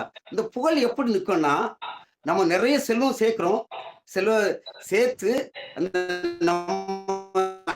வாழ்க்கை அறக்காரியங்கள் செய்து நல்ல பேரும் புகழும், இந்த பேரும் புகழ் தான் நிலைச்சு நிற்குமே தவிர செல்வங்கள்லாம் நிற்காது சொல்றாரு. 5 நிமிஷம் சொன்னதால எனக்கு கொஞ்சம் ஃபாஸ்ட் ஃபார்வர்ட்னு சொல்றேன். வகுத்த வகையெல்லாம் கோடி தொகுத்தாருக்கும் துய்த்தல் இருக்குன்னு சொல்லுவாரு. எவ்வளவுதான் கோடியா சேர்த்தாலும் அந்த வகுத்தான் வகுத்த வகையெல்லாம் கோடி தொகுத்தாருக்கும் துய்த்தல் அறிது. அதாவது நேர்மையான வழியில நம்ம வந்து செல்வம் சேர்க்கலாம். நான் முழுக்க இந்த செல்வம் அதை ஈட்டக்கூடிய வழிமுறைகளை தான் வள்ளுவர் என்ன சொல்றாருங்க நான் சொல்றேன். ஒத்ததறிவான் உயிர் வாழ்வான் மற்றான் செத்தார் உழைது, இது ஒப்புதல் சொல்றாரு. அதாவது நம்ம சம்பாதிக்கிறத நம்ம மற்றவங்களோடு கொடுத்து அப்படி வாழ்றோம் மட்டும்தான் உயிரோடு வாழ்றோம் மாதிரி. இல்லைன்னா அவன் செத்தவன் பட்டியலை வந்து வள்ளுவர் வைக்கிறாரு. இப்படி நிறைய குறள்கள் இருக்கு. அதாவது பொருள் ஈட்டல் எங்குமே இப்போ அவரு சொல்றாரு, செய்க பொருளையும் சொல்றாரு, பொருள் ஈட்டணும். பொருள்பால்ல பொருள் ஈட்டலை பற்றி பொருளாருக்கு இல்லை இவ்வுலகம் இல்லைன்னு சொல்றாரு. ஆனா பொருள் வேண்டியதுதான். அது எதுக்கு? பொருள் சம்பாதிச்சு அறக்காரியங்களை செய்யறதுக்கு மட்டும்தான் அந்த பொருள் அப்படின்னு சொல்லி வள்ளுவர் ஆரம்பத்துல இருந்து கடைசி வரைக்குமே எந்த ஒரு இடத்துலையும் ஈன்றால் பசி காண்பாயனையும் செய்யறக்க சான்றோர் வலிக்கும் சொல்லி, வினை. ஆமா, இப்படி எந்த ஒரு பழிபாவங்களும் செய்யாம ஒரு பொருளீட்டல்ல எல்லாத்தையும் ஒரு அறம் இருக்கணும். அது செலவு பண்றதா இருந்தாலும் அது அறவழியில செலவு பண்ணணும்னு சொல்லி வள்ளுவர் வந்து முழுக்க முழுக்க அறத்தையே வலியுறுத்துகிறார் என்று சொல்லி நிறைவு செய்கிறேன். நன்றி, வணக்கம். பேரன்பும் வாழ்த்தும் ஐயா. திருக்குறள் குமரி செல்வன் ஐயா அவர்கள் ஏறக்குறைய ஒரு என்ன சொல்வதுன்னா 133 அதிகாரமும் அறத்தையே வலியுறுத்துகிறது. சுருக்கமா சொன்னா அப்படி மொத்தத்துக்கும் திருக்குறள்ல இருக்கிற அந்த 133 அதிகாரமும் வலியுறுத்துவது அறத்தைத்தான் என்று ஒரு கழுகு பருந்து பார்வை பார்ப்பதை போல அறத்தில் தொடங்கி பொருள் பாயிரம் ஈராக அனைத்தையும் தொட்டு சென்றிருக்கிறார். அது எத்தனை வகையாக பிரித்திருக்கிறார்கள், அந்த பிரிப்பு நிலையில் எப்படியெல்லாம் பொருள் குறித்து சிந்தித்திருக்கிறார்கள் என்கின்ற அந்த அடிப்படையில் மிக அருமையாக தன்னுடைய அந்த கருத்தியலை வைத்து சென்றிருக்கிறார் குமரி செல்வன் ஐயா அவர்கள். நல்ல அருமையான உரை. எனக்கு இதுல ஒரு பெரிய மகிழ்ச்சி என்னன்னா, எல்லோருமே திருக்குறளை இதுவரைக்கும் பேசுற அந்த 3 பெயருமே திருக்குறளை தரவா அப்படியே ஒரு புரட்டி பார்த்திருக்கிறீங்க அப்படிங்கிறது இந்த உரை வழியாக நான் புரிஞ்சுக்க முடியுது. அந்த இடத்துக்கு வர்றப்ப என்ன செய்வாங்க, கூறிய அந்த 2 குறள் 4 குறள் தாண்டி நிலைப்பாடு எங்க என்று புரட்டி பார்க்கின்ற பொழுது இன்னும் நமக்கு கூடுதலான பல தகவல்கள் கிடைக்கும் என்ற வகையில் இந்த இடங்களில் மாணவனாகவே நானும் உங்களோடு பயணம் செய்கிறேன். அருமையா குமரி செல்வன் வாழ்த்தும் நன்றி என்ற அந்த சேர அசோகன் சாமுவேல் ஐயா அவர்கள் வாங்கய்யா.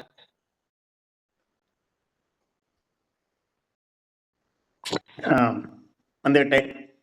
ஒரு கேக்குதா? நல்லா கேக்குதியா? நடுவர் ஐயா சானாயி சானாயி ஒரு சிரிப்புக்காக சந்தேகம் இல்லாமல் இறங்கி சந்தேகம் இல்லாமல் நமக்கு இறங்குவார்கள் என்ற ஒரு சுருக்கத்துடன் சரி, அனைவருக்கும் இந்த இணைப்பில் இன்று 60வது நாள் ராஜபாளையம் முத்தமிழ் சங்கம் பெருமையுடன் நிகழ்த்தி கொண்டிருக்கும் நாளில் இணைந்துள்ள அன்பர்கள் அனைவரையும் பணிந்து வணங்குகிறேன். இந்த சங்கம் சிறப்புடன் சென்றமைக்கு சரஸ்வதி அம்மா அவர்களுக்கும் ஒவ்வொரு 10 நாளுக்கும் ஒரு தடவை இந்த மாதிரியாக சிறப்புடன் செயல்பட வேண்டும். ஆனால் இன்று திருக்குறள் இது எல்லோருக்கும் ஒரு இத பாயிண்ட். இந்த தலைப்பை எடுத்ததுமே முதல்ல எல்லாரும் என்ன செய்வாங்க, ஒரு முடிவு, இறுதி முடிவு, எல்லாரும் நடுவராக இருந்து 80% சொல்லிடுவாங்க அந்த அளவிற்கான ஒரு தலைப்பு. ஆனாலும் என்னால் முடிந்த அளவிற்கு பொருள் சார்ந்து பல செய்திகளை கூறுகிறேன். முதலில் பிரபாவதி அம்மா சொன்னாங்க, சந்தேகத்துலதான் சொல்லியிருக்காங்க பாத்தீங்களா, வாழ்க்கையில் செயல்படுத்துகிறோமா இந்த சந்தேகம் சொன்னாங்க. நண்பர் செல்வர் அவர்களும் சொல்றாங்க, இதெல்லாம் அறவழியெல்லாம் செயல்படுகிறதா, அவர்களே ஒரு சந்தேகத்தில் இன்றைக்கு வைத்துள்ளார்கள். இன்றைக்கு பொருள் தான் நமக்கு எல்லாருக்கும் முக்கியம். என்னுடைய துணை சார்ந்த அறிவன் ஐயா சொல்லிட்டு போயிட்டாங்க. என்ன சொன்னாங்க, அறிவிலையும் பொருள் இருக்கிறது, பொருளிலும் அறிவு இருக்கிறது, இதை சார்ந்த ஒரு வட்டத்திற்குள்ளேயே இருக்கிறது. அந்த அளவிற்கு சொன்னாலும் நமக்கு ஒரு எதிர்ப்பாளியாக இருந்து போயிட்டாங்க.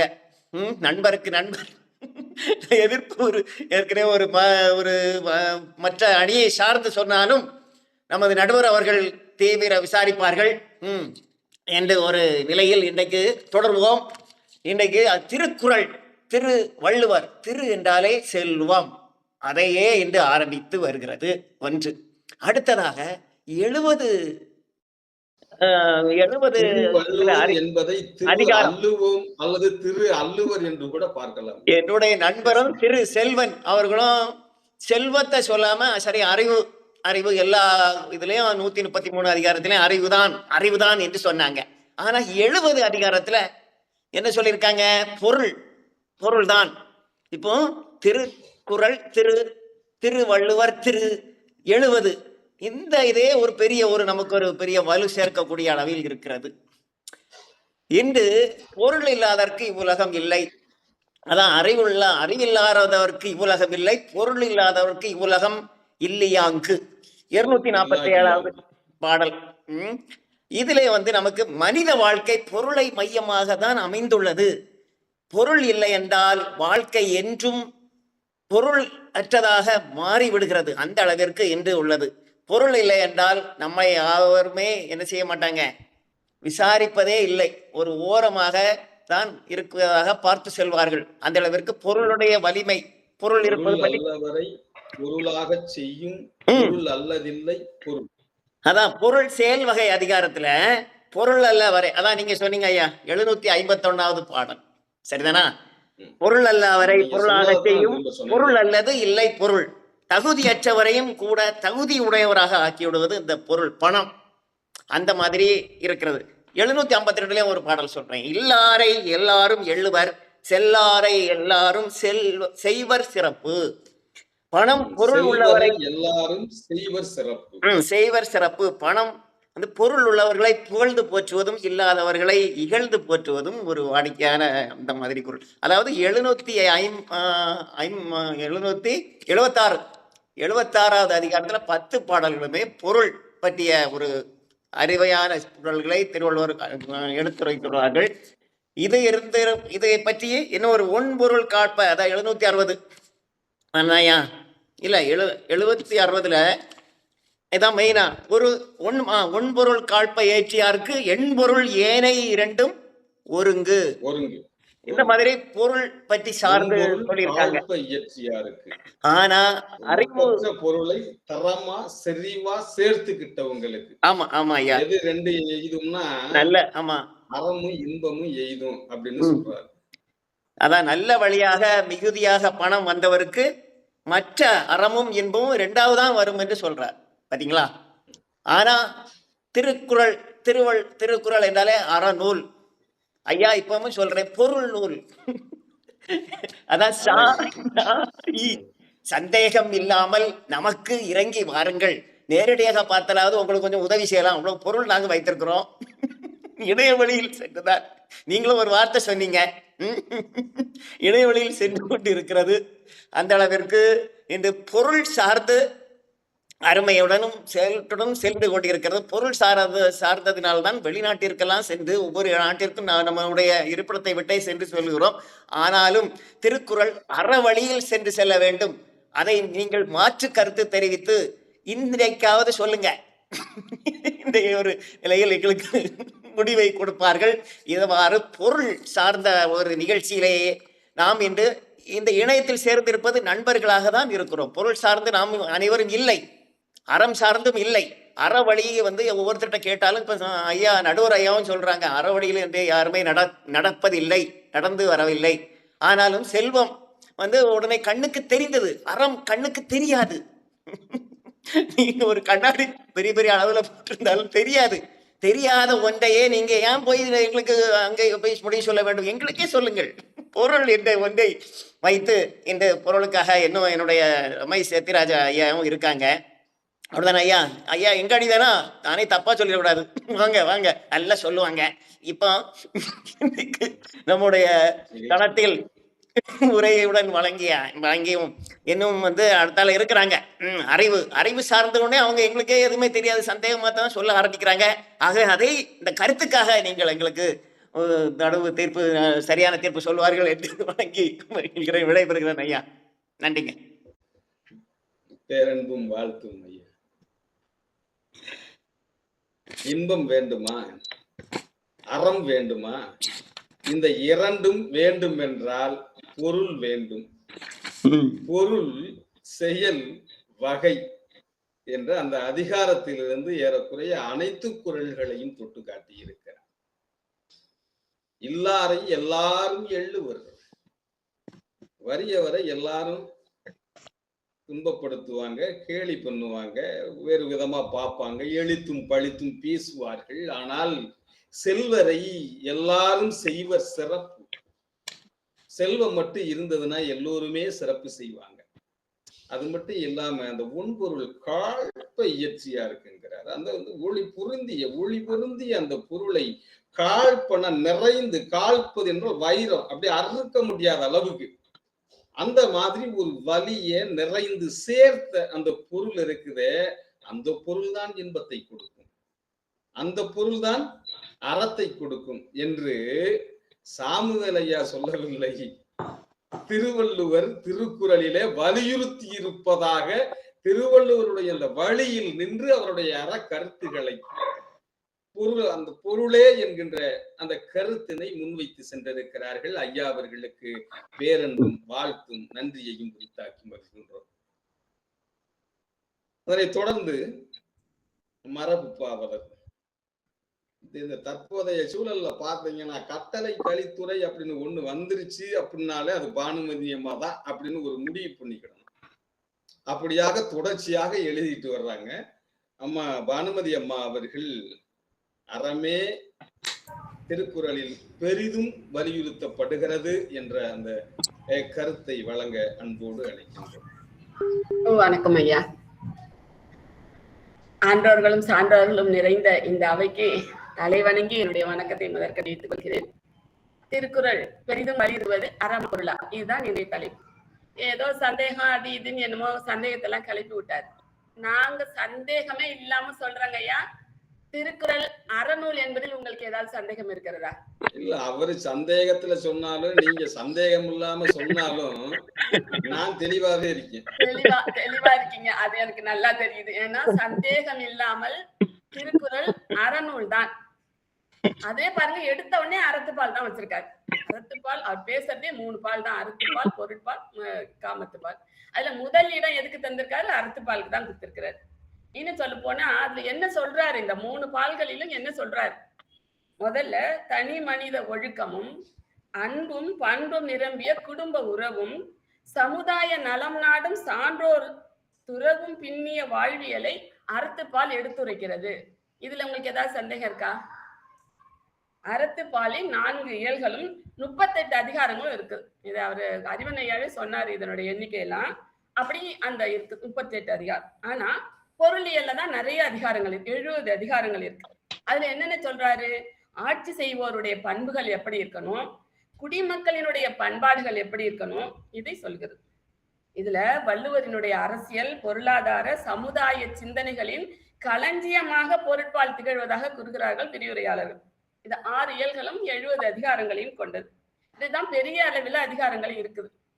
அடுத்தது ஆணும் பெண்ணுமாய் அன்பு நிறைந்து வாழ்கிற இந்த காதல் வாழ்வை கவிதை நலம் கொஞ்சம் கொஞ்சம் கூறுகிறது காமத்துப்பால்.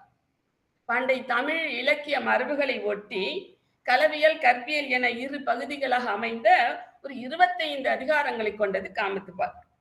இதுல பாருங்க, பொருட்பால் செய்திகளோ காமத்துப்பால் செய்திகளோ அதிகமாக அறத்துப்பால் செய்திகளில் வருவதில்லை. ஏதோ அங்க இப்போ அவருக்கு சுட்டி காட்டின மாதிரி அங்கங்க ஏதோ 1-2 இருக்கலாம், அவ்வளவுதான். ஆனால் அறம் சார்ந்த செய்திகள், அறநெறி பொருட்பாலின் அத்துணை துறைகளிலுமே ஊடாடி கிடப்பதை, ஒரு அடிநாதமாக இழையோடுவதை நாம் நன்கு உணர முடியும்.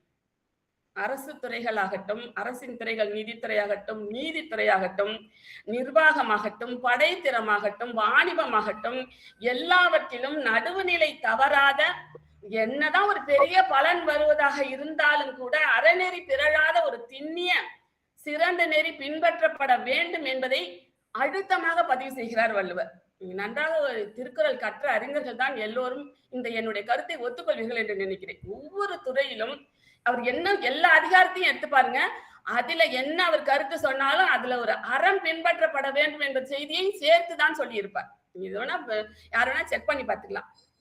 அப்புறம் அப்படி அழுத்தமாக அதிலே பதிவு செய்கிறார். அரசாட்சி செய்பவர்கள் கூட அற வழியில் தான் அரசு கருவூலத்தை நிரப்ப வேண்டும் என்று சொல்லுகிறார்.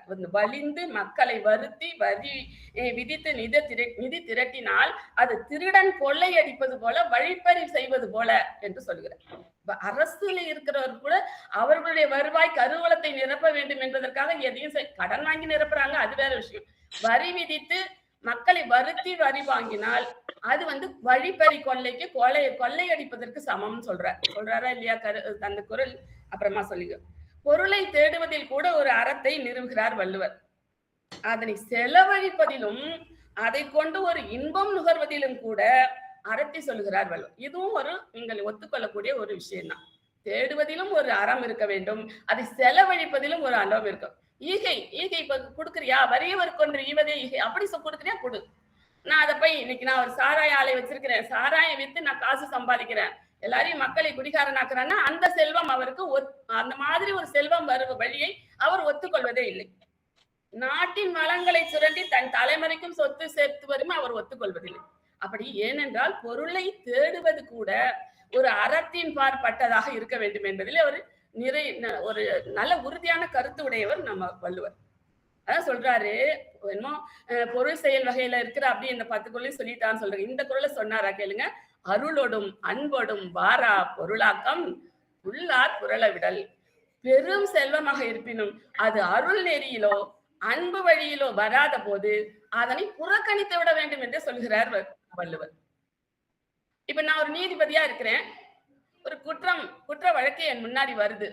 குற்றவாளிக்கு சாதகமாக தீர்ப்பு சொன்னா உங்களுக்கு கனவில கூட நினைத்து பார்க்க முடியாத செல்வத்தை தருகிறேன் என்று எனக்கு ஒரு ஆஃபர் வருதுன்னு வச்சுக்கோங்க. நான் அந்த குற்றவாளியை தப்பி விட்டேன்னா அந்த நீதிபதியினுடைய அறம் எங்கே போகுது? நிறைய செல்வம் என்னுடைய வாழ்நாள்ல அந்த மாதிரி ஒரு செல்வத்தை நான் காண முடியாது. அந்த அளவுக்கு எனக்கு செல்வம் தருகிறேன், குற்றவாளியை தப்பிக்க விடுங்க, தீர்ப்பை மாத்தி எழுது அப்படின்னு சொல்றாங்கன்னு வச்சுக்கோங்க. நான் அதற்கு சம்மதித்தால் அந்த அறம் எங்கே போகும்? அதை கூட அவர் அந்த அற வழியில் என்னதான் செல்வம் வருவதாக இருந்தால் கூட நடுவு நிலைமையிலிருந்து பிறழாதே, அறநெறியிலிருந்து பிறழாதே என்று சொல்கிறார்.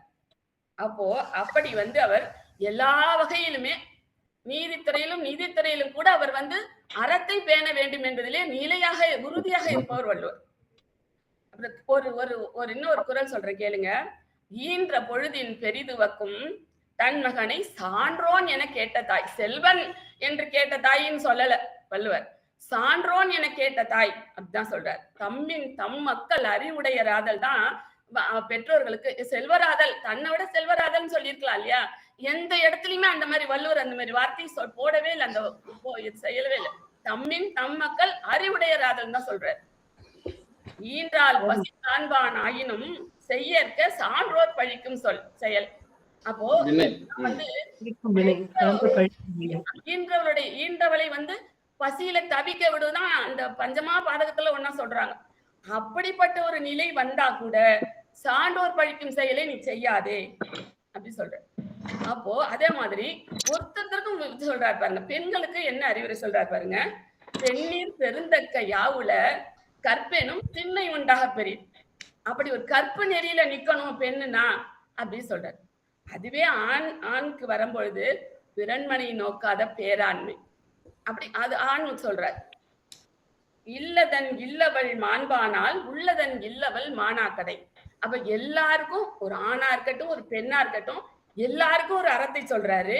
பொருள் ஈட்டினாலும் அதற்கு ஒரு அறம் சொல்றாரு, பொருளை செலவழித்தாலும் அதற்கு ஒரு அறம் சொல்றாரு, நீதி வழுவாமல் இருக்கணும்னா அதுக்கு ஒரு அறம் சொல்றாரு. அப்ப இன்னும் என்னங்க பாக்கி இருக்கு?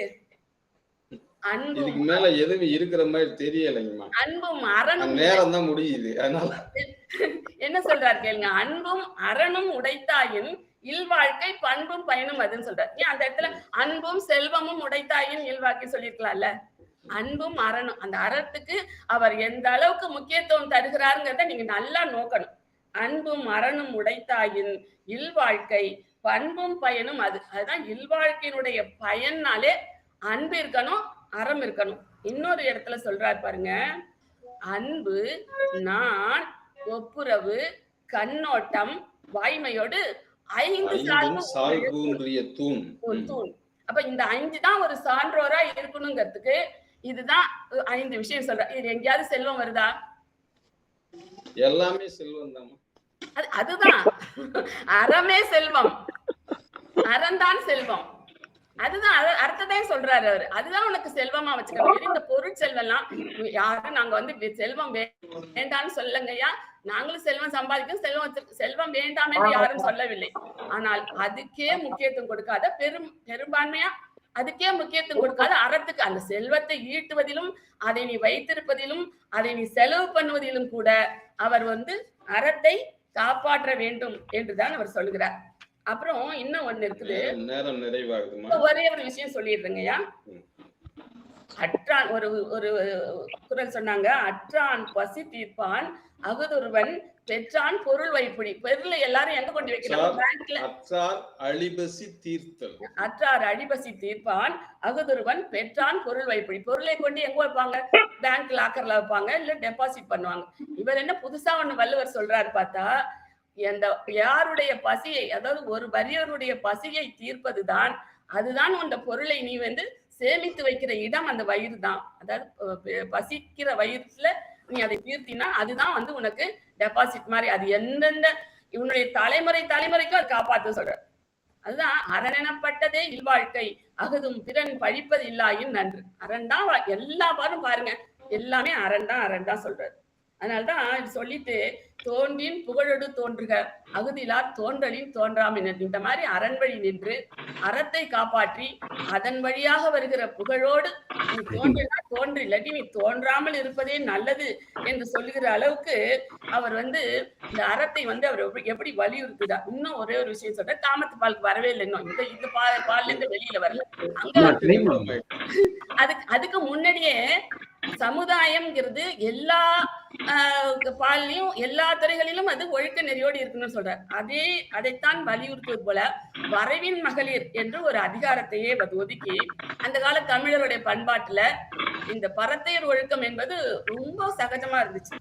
அதை அவர் கண்டித்து விலக்கி இந்த வரைவின் மகளிர் என்கிற ஒரு அம்சமே சமுதாயத்தினுடைய அங்கமாக இருக்கவே கூடாது என்கிற அளவுக்கு அந்த இதை அமைத்து சொல்கிறார். அதனுடைய இழித்தன்மையில சொல்கிறார் வள்ளுவர். அதனால சமுதாயம் என்பது எல்லா வகையிலும் அறம் சார்ந்து ஒழுகுவதாக, ஒழுக்கம் நிறைந்ததாக, ஒரு நெறிக்கு உட்பட்டதாக இயங்க வேண்டும் என்பதுதான் வள்ளுவரின் கோட்பாடாக இருப்பதை நாம் நன்றாக காண முடிகிறது என்று சொல்லி, இந்த அருள் என்னும் அன்பின் குழவி பொருள் என்னும் செல்வ செவிலியால் உண்டு. அந்த செல்வ செல்வி அது வந்து செல்வம் கூட ஒரு செவிலி தாயா இருந்து இந்த அன்பையும் அருளையும் வளர்க்க வேண்டுமே தவிர அது வந்து என்னைக்கும் அது அடிமையாயிடக்கூடாது என்பதுதான் வள்ளுவரின் கருத்து என்று சொல்லி நல்ல வாய்ப்புக்கு நன்றி கூறி அமைகிறேன்.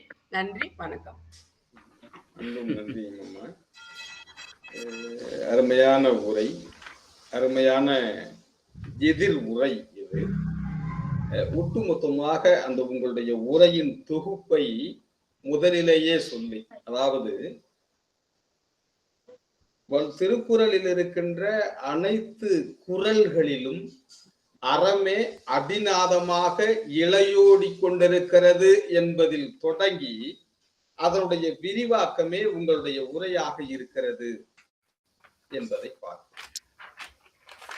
அறத்தைத்தான் திருக்குறள் வலியுறுத்துகிறது என்பதற்கான காரணங்களை அந்த திருக்குறளிலிருந்தே அடுக்கிய பாவலர் பானுமதி அம்மா அவர்களுக்கு நெஞ்சம் நிறைந்த நன்றியை உரித்தாக்கி, அதனுடைய தொடர்ச்சியாக இல்லை அறத்தை தாண்டி பொருளைத்தான் திருக்குறள் வலியுறுத்துகிறது, பொருளையே வள்ளுவர் வலியுறுத்துகிறார் என்கின்ற தன்னுடைய கருத்தியலை முன்வைக்க மிக அருமையாக ஒருபுறம் கம்பராமாயணம் குறித்து பேசினாலும் இன்னொரு புறம் திரைப்பட பாடல்களையும் மிக அருமையாக பாடி பதிவு செய்து வருகின்ற மதிப்பிற்குரிய ரமேஷ் எத்திராசன் ஐயா அவர்கள் தங்களுடைய பொருளே என்கின்ற அந்த கருத்தினை தொடர அன்போடு அழைக்கின்றோம். சான்றோர் பெருமக்கள் விட்ட அவையை வணங்கி மகிழ்கின்றேன். எனக்கு நேரம் நான் நேரடியாக தலைமை கொள்ள போறேன். அறம் என்று சொல்லிவிட்டு 5 மணித்துளிகளை 10 மணித்துளிகளாக அறம் தவறி பேசினார்கள். அதற்கு நான் பொருளிலே பதில் சொல்கின்றேன். காலத்தினால் செய்த நன்றி சிறிதெனும் ஞாலத்தின் மான பெரியது. நீ நன்றியை கூட காலத்துல செய்தா நன்றி, 10 நாள் பொறுத்து பணம் கொடுத்தா நன்றி கிடையாது. செய்த அதாவது அறம் என்று கூறிவிட்டு அறம் தவறி பேசுகிறீர்களே, இதுல இருந்தே தெரியல பொருள் தான் சிறந்தது.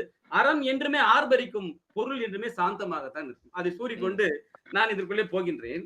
கல்வி கேள்வி இறைமாட்சி அறிவுடைமை காலமறிதல் இருக்கண் களையும் ஊக்கமுடைமை குறிப்பறிதல் அவையறியும் வினை தூய்மை சான்றாண்மை பண்புடைமை பெருமை திருக்குறள் வலியுறுத்தும் பொருட்பால். திருக்குறள் பொருட்பால்னா தெரியுமா? அறிவுடைமை அன்பளிப்பான கண்ணோட்டம், ஆய்வக ஆபர முன்னோட்டம், இடுக்கண் களையும் இமயமான தேரோட்டம், ஈந்துவக்கும் பண்பான நீரோட்டம், உயர்நிலை படைச்செருக்கு கொண்டாட்டம், எதிர்காலத்து போற்றும் செங்கோன்மை, ஏற்றமான மாற்றத்தின் சொல்வன்மை, ஐம்பொறி புலன் மகிழும் பெருமை, ஓங்கு புகழ் காவியமான வினைத்திட்பம், அவ்வியம் பேசாத வேள்வியின் ஆழ்வினை உடைமை, இகுதே வள்ளுவர் வலியுறுத்தும் பொருட்பால். இதுதான் வள்ளுவருடைய பொருட்பால். அதாவது பொருட்பால் என்ற அதிகாரத்துல வள்ளுவர் நாம இங்க பொருள் அறம் எப்படி எடுத்துக்கணும்னா, இப்போ வாழ்க்கை ஓடம் சொன்னார் இல்லையா, படகுதான் அறம், படம் அறம், அதில் இருக்கிற துடுப்பு அதுதான் பொருள். அதாவது வாழ்க்கை என்னும் ஓடத்தை நீந்துவதற்கு துடுப்பு தான் அவசியமே தவிர படகா முக்கியம். அதான் அவையார் சொன்னார்கள், துடுப்புகள் இல்லா படகு அடிக்கின்ற திசையில் போகும், தீமையை களைபவர் எல்லார் வாழ்வும் அந்த படகின் நிலை போலே ஆகும், இல்லை அந்த அறத்தின் நிலை போலே ஆகும் என்று சொல்லதான் வேண்டும். படகுதான் அறம், அதில் இருக்கும் துடுப்பு தான் பொருள்.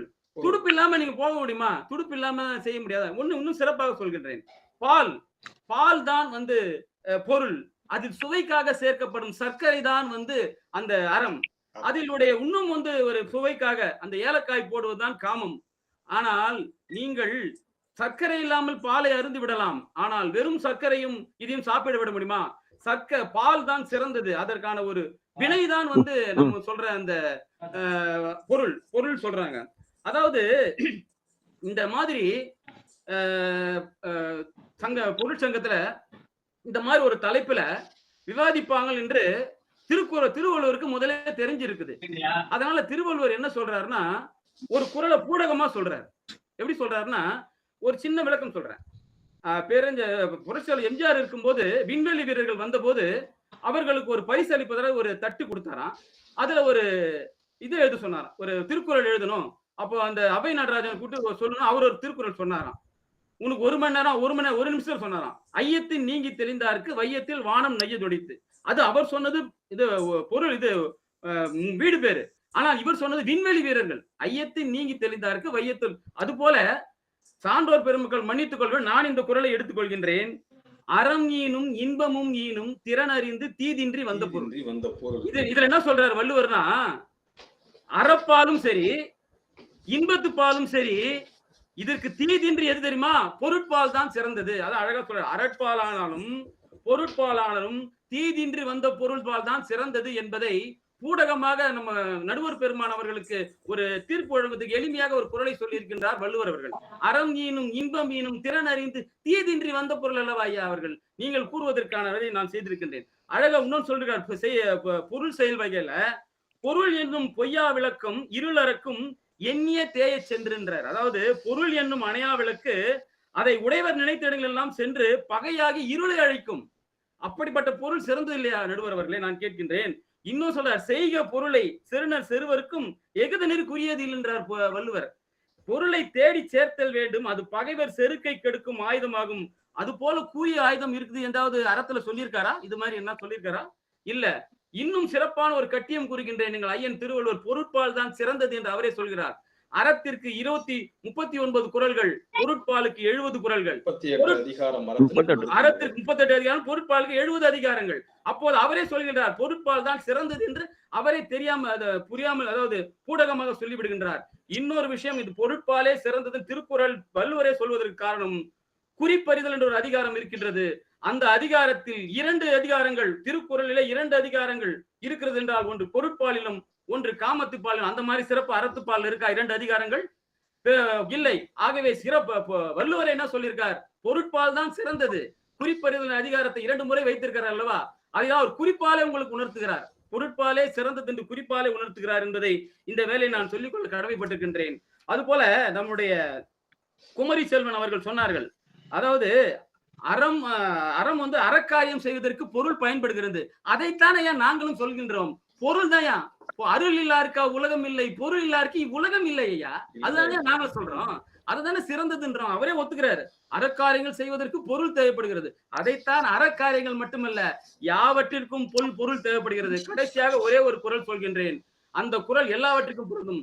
கற்க கசடர கற்பவை கற்றபின் நிற்க அதற்கு தக. எல்லாத்துக்கும் ஒரு தொழிற்கல்வி எடுத்தியா கற்க, எப்படி கசடு அற கற்றபின் அதன் பின் நிற்கன்றார். எதோ ஒன்றுங்க வாழ்க்கை எடுத்துக்கங்க. கற்க கசடர கற்பவை கற்றபின் நிற்க, எல்லாவற்றுக்கும் பயன்படுத்திய அந்த கல்வியை பொருட்பாலில் தான் வைத்திருக்கிறார் ஐயா அவர்கள் என்று கூறிக்கொண்டு, பொருட்பாலே சிறந்தது என்று ஐயா அவர்கள் தீர்ப்பளிப்பார்கள் என்று கூறி நன்றி பாராட்டி விடைபெறுகிறேன். நன்றி, வணக்கம்.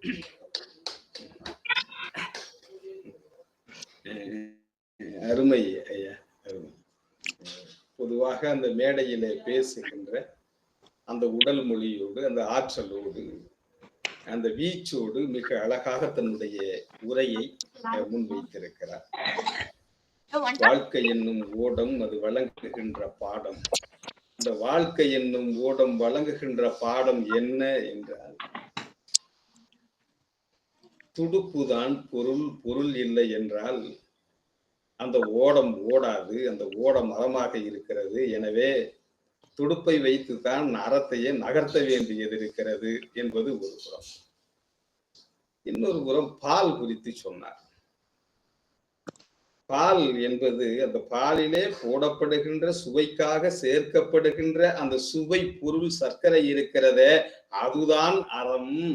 சர்க்கரையே இல்லை என்றாலும் பாலை குடித்து விடலாம். பால் இல்லை என்றால் சர்க்கரையை முழுமையாக தின்ன முடியாது, குடிக்க முடியாது.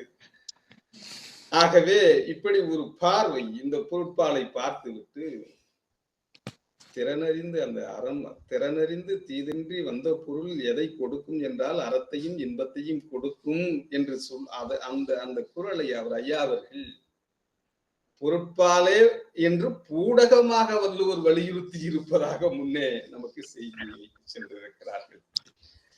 மிக அழகான சிந்தனை. அறுவரும் அருமையாக பேசியிருக்கிறீர்கள். திருக்குறள் பெரிதும் வலியுறுத்துவது அறமா பொருளா? அறமே என்ற அணியில் பிரபாவதி ராஜா அம்மா அவர்களும், குமரி செல்வன் ஐயா அவர்களும், பானுமதி அம்மா அவர்களும் தங்களுடைய கருத்தியலை மிக அழகாக முன்வைத்திருக்கிறார்கள். அதை போல பொருளே என்கின்ற நிலையில் அறிவன் பிணிதீர்ப்பான் ஐயா அவர்களும், அசோகன் சாமுவேல் ஐயா அவர்களும், ரமேஷ் எத்திராசன் ஐயா அவர்களும் அந்த இரண்டு பொருளையும் அறத்தையும் இரண்டு கூறுகளாக பிரித்து வைத்திருக்கிறார்கள். இரண்டு பேருமே மிகச் சரியான சிந்தனையை முன்வைத்திருக்கிறார்கள். எனவே தீர்ப்பை இரண்டு பேருக்குமே கூட வழங்கிவிடலாம் தான். தீர்ப்பை இரண்டு பேருக்குமே கூட வழங்கிவிடலாம் தான். பெரிதும் என்று ஒற்றை சொல் மட்டும் இல்லாவிட்டால் இரண்டு பேருக்குமே வழங்கிவிடலாம். பெரிதும் என்கின்ற நிலையில் எந்த பக்கம் இந்த துலா தட்டி இழுக்கிறது அல்லது தராசு இழுக்கிறது என்கின்ற நிலை இருக்கிறது. திருக்குறள் 7 என்று சிறப்பு பிரிவை கொண்டது. நீங்கள் 70 என்று வைத்துக் கொண்டாலும் எண் 7ஆக இருக்கும். காமத்துப்பால் 25 என்று வைத்துக் கொண்டாலும் எண் 7ஆக இருக்கும். அறத்துப்பாலிலே பாயிரவியல் அந்த 38 பாயிரவியல் 4 எடுத்து விட்டால் 34 7ஆகவே அந்த எண் இருக்கும். திருக்குறளிலே இடம்பெற்றிருக்கின்ற அந்த சீர்கள் 7 சீர்தான். இப்படியாக இருக்கிறது. இந்த திருக்குறளை நான் படிக்க தொடங்கிய காலம் 9ஆம் வகுப்பு காலம். 9ஆம் வகுப்பு காலத்திலே ஏறக்குறைய மூவா அவர்களுடைய உரைதான் நான் முதன்முறையாக படித்தது.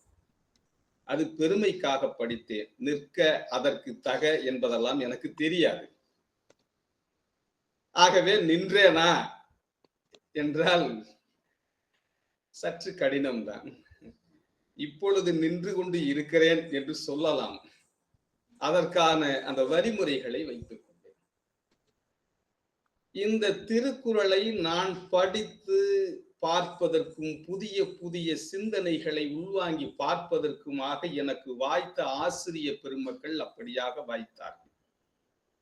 தேடி தேடி அவர்களிடம் கற்றுக்கொண்டேன். அவ்வளவுதான். நான் கற்றுக்கொண்டது என்பது கல்லூரியா என்றால் கல்லூரி பக்கம் கால் வைத்ததில்லை. ஆனாலும் அஞ்சல் வழியில் முடித்து வைத்திருக்கிறோம், அது வேறு. 1998ஆம் ஆண்டு வாக்கில் இந்த திருக்குறள் முற்றும் முழுதும் எனக்கு மனனம். 98, 99 காலகட்டம். திருக்குறள் குறித்து நான் படித்த உரைகள் மட்டும் 48 உரைகள். 48 உரைகள் நான் படித்த உரைகள் மட்டும். திருக்குறளுக்கு உரை எழுதியிருக்கிறேன்.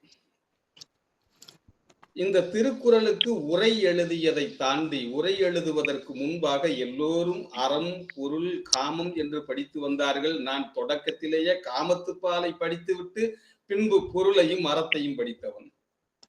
எனவே நான் கட்டுரைகளாக எழுதினாலும் கூட முதலில் நான் திருக்குறளை நூலாக்கம் செய்ய வேண்டிய சூழலில் காமத்துப்பால் குறித்துத்தான் உளவியல் ஆய்வாக என்னுடைய அந்த நூலை வெளிக்கொண்டு வந்தேன். அதற்கு பெயர் இன்பத்துள் இன்பம் காமம் என்கின்ற அந்த நூல் மணிவாசகர் பதிப்பகம் வெளியிட்டு சிறப்பித்தது. அந்த நூலுக்கு மதிப்பிற்குரிய பல நெடுமாறன் ஐயா அவர்கள் தான் அணிந்துரை வழங்கியிருக்கிறார். இதை எதற்கு சொல்லுகிறேன் என்றால், இந்த திருக்குறள் தொடர்பாக இருக்கின்ற பட்டிமன்றத்திற்கு தலைமை தாங்குவதற்கு ஒரு தகுதியை கொடுத்திருக்கிறார் அம்மா அவர்கள். ஆகவே ஓரளவிற்கு அந்த திருக்குறளை படித்துவிட்டும் அதனால் பயன்பெற்றும் அதை அடுத்த தலைமுறைக்கு கொண்டு சேர்க்க வேண்டும் என்று தொடர்ச்சியாக அந்த கள இயங்கியலில் தமிழ்நாடு என்பதை தாண்டி உலகின் பல்வேறு நாடுகளிலிருந்தும் பள்ளி குழந்தைகள் முதல் பெரியவர்கள் வரை தொடர்பு கொண்டு இணைய வழியில் திருக்குறள் பன்னாட்டு திறன் போட்டிகளை நடத்தியிருக்கிறோம். அந்த வகையில் எல்லாம் பார்த்திருக்கிறோம். இன்றைக்கும் உலக சாதனை செய்த அந்த சிறுமியர்கள், சிறுவர்கள் எம்முடைய வழிகாட்டுதலில் பண்ணியிருக்கிறார்கள் என்கின்ற பெருமையோடு சொல்ல முடியும். திருக்குறளையும் தொல்காப்பியத்தையும் ஏறக்குறைய இன்னும் படித்துக் கொண்டே இருக்கிறேன். அந்த உரை என்பது இன்னும் கொஞ்சம் காலம் கழித்து கூட எழுதியிருக்கலாமோ என்கின்ற எண்ணம் எனக்கு இருந்தது. ஆனால் தற்பொழுது வந்த ஒரு திருக்குறள் உரை குறித்து நான் படிக்கின்ற பொழுது, அவருடைய செய்திகளை கேட்கின்ற பொழுது, அவருக்கு முன்பாகவே அவர் சொன்ன கருத்தியலை ஒரு 5 ஆண்டுக்கு முன்பே நான் எழுதியிருக்கிறேன் என்கின்ற மனநிறைவு. இணையவெளியிலே ஒரு பதிவு செய்தார் ஒரு புகழ்பெற்ற கவிஞர், அவர் பெயர் சொல்ல விரும்பவில்லை, பதிவு செய்தார். அந்த பதிவின் ஊடாக இதற்கு முன்னவர்கள் எல்லாம் இந்த குறளுக்கு உரையை பிழையாக செய்திருக்கிறார்கள், நான் ஒருவனே சரியாக செய்திருக்கிறேன் என்பதை போன்று முன்னை வைத்தார். அந்த செய்திக்கு பின்பாக பின்னூட்டத்திலேயே நான் பதிவு சொல்லி இருந்தேன். உங்களுக்கு முன்பாகவே 5 ஆண்டுகளுக்கு முன்பே நான் இந்த திருக்குறளுக்கு இந்த உரையை செய்து வைத்திருக்கிறேன். எனவே தொடர்ச்சியாக நீங்க திருக்குறள் உரைகளை படித்து விட்டு குறை சொல்லுங்கள் என்று அதை பதிவு செய்கிறேன். இது பார்வை குறள் என்பதால் சொல்கிறேன். இந்த நிலைப்பாட்டோடு இந்த செயலை அணுகுகிறோம். திருக்குறள் பெரிதும் வலியுறுத்துவது அவர் நேரடியாக சொல்கிறார் அறம் வலியுறுத்தல் என்று. நான் சொல்லல, அவர்தான் சொல்றார். 4வது அதிகாரத்திலேயே சொல்கிறார் அறம் வலியுறுத்தல் என்று சொல்கின்ற தலைப்பு அந்த ஒன்று மட்டுமே இருக்கிறது திருக்குறளில். வேறு எந்த தலைப்பையும் அவர் வலியுறுத்தவில்லை என்பது இருக்கிறது. இது ஒரு புறம். அப்படி என்றால் பொருள் தேவையில்லையா என்று கேட்கலாம், பொருளை வலியுறுத்தவில்லையா என்று கேட்கலாம். திருக்குறள் முழுமைக்குமாக அந்த பொருள் வலியுறுத்தப்பட்டிருக்கிறது. எதெல்லாம் பொருள் என்றால், பொருள் செயல் வகையிலே 10 குறள் என்பதை தாண்டி ஒரு நாடு பொருளாக இருக்கிறது, மன்னன் பொருளாக இருக்கிறான், அரசு பொருளாக இருக்கிறது, படை பொருளாக இருக்கிறது, கல்வி பொருளாக இருக்கிறது, கேள்வி பொருளாக இருக்கிறது, வினை பொருளாக இருக்கிறது, மருந்து பொருளாக இருக்கிறது. இப்படியே பார்த்தால் அறத்தை விட பொருள் குவிந்து கிடக்கிறது இங்கே. 700 குறள், 70 அதிகாரத்தில் 700 குறள், அத்தனையும் பொருள்தான். பொருள் இல்லாத குறளோ பொருள் இல்லாத சொல்லோ திருக்குறளில் இல்லவே இல்லை. எல்லா குறளும் சொல்வார்கள், எல்லா சொல்லும் இதன்பால் உல. இதில் இல்லாதது என்று எதுவுமே கிடையாது. அப்படி பொருள் பொதிந்து கிடப்பது இந்த திருக்குறள். ஒரு புறம் அறத்தை வலியுறுத்துகிறார், இன்னொரு புறம் குறள் முழுமைக்குமாக பொருளோடு வைத்திருக்கிறார்.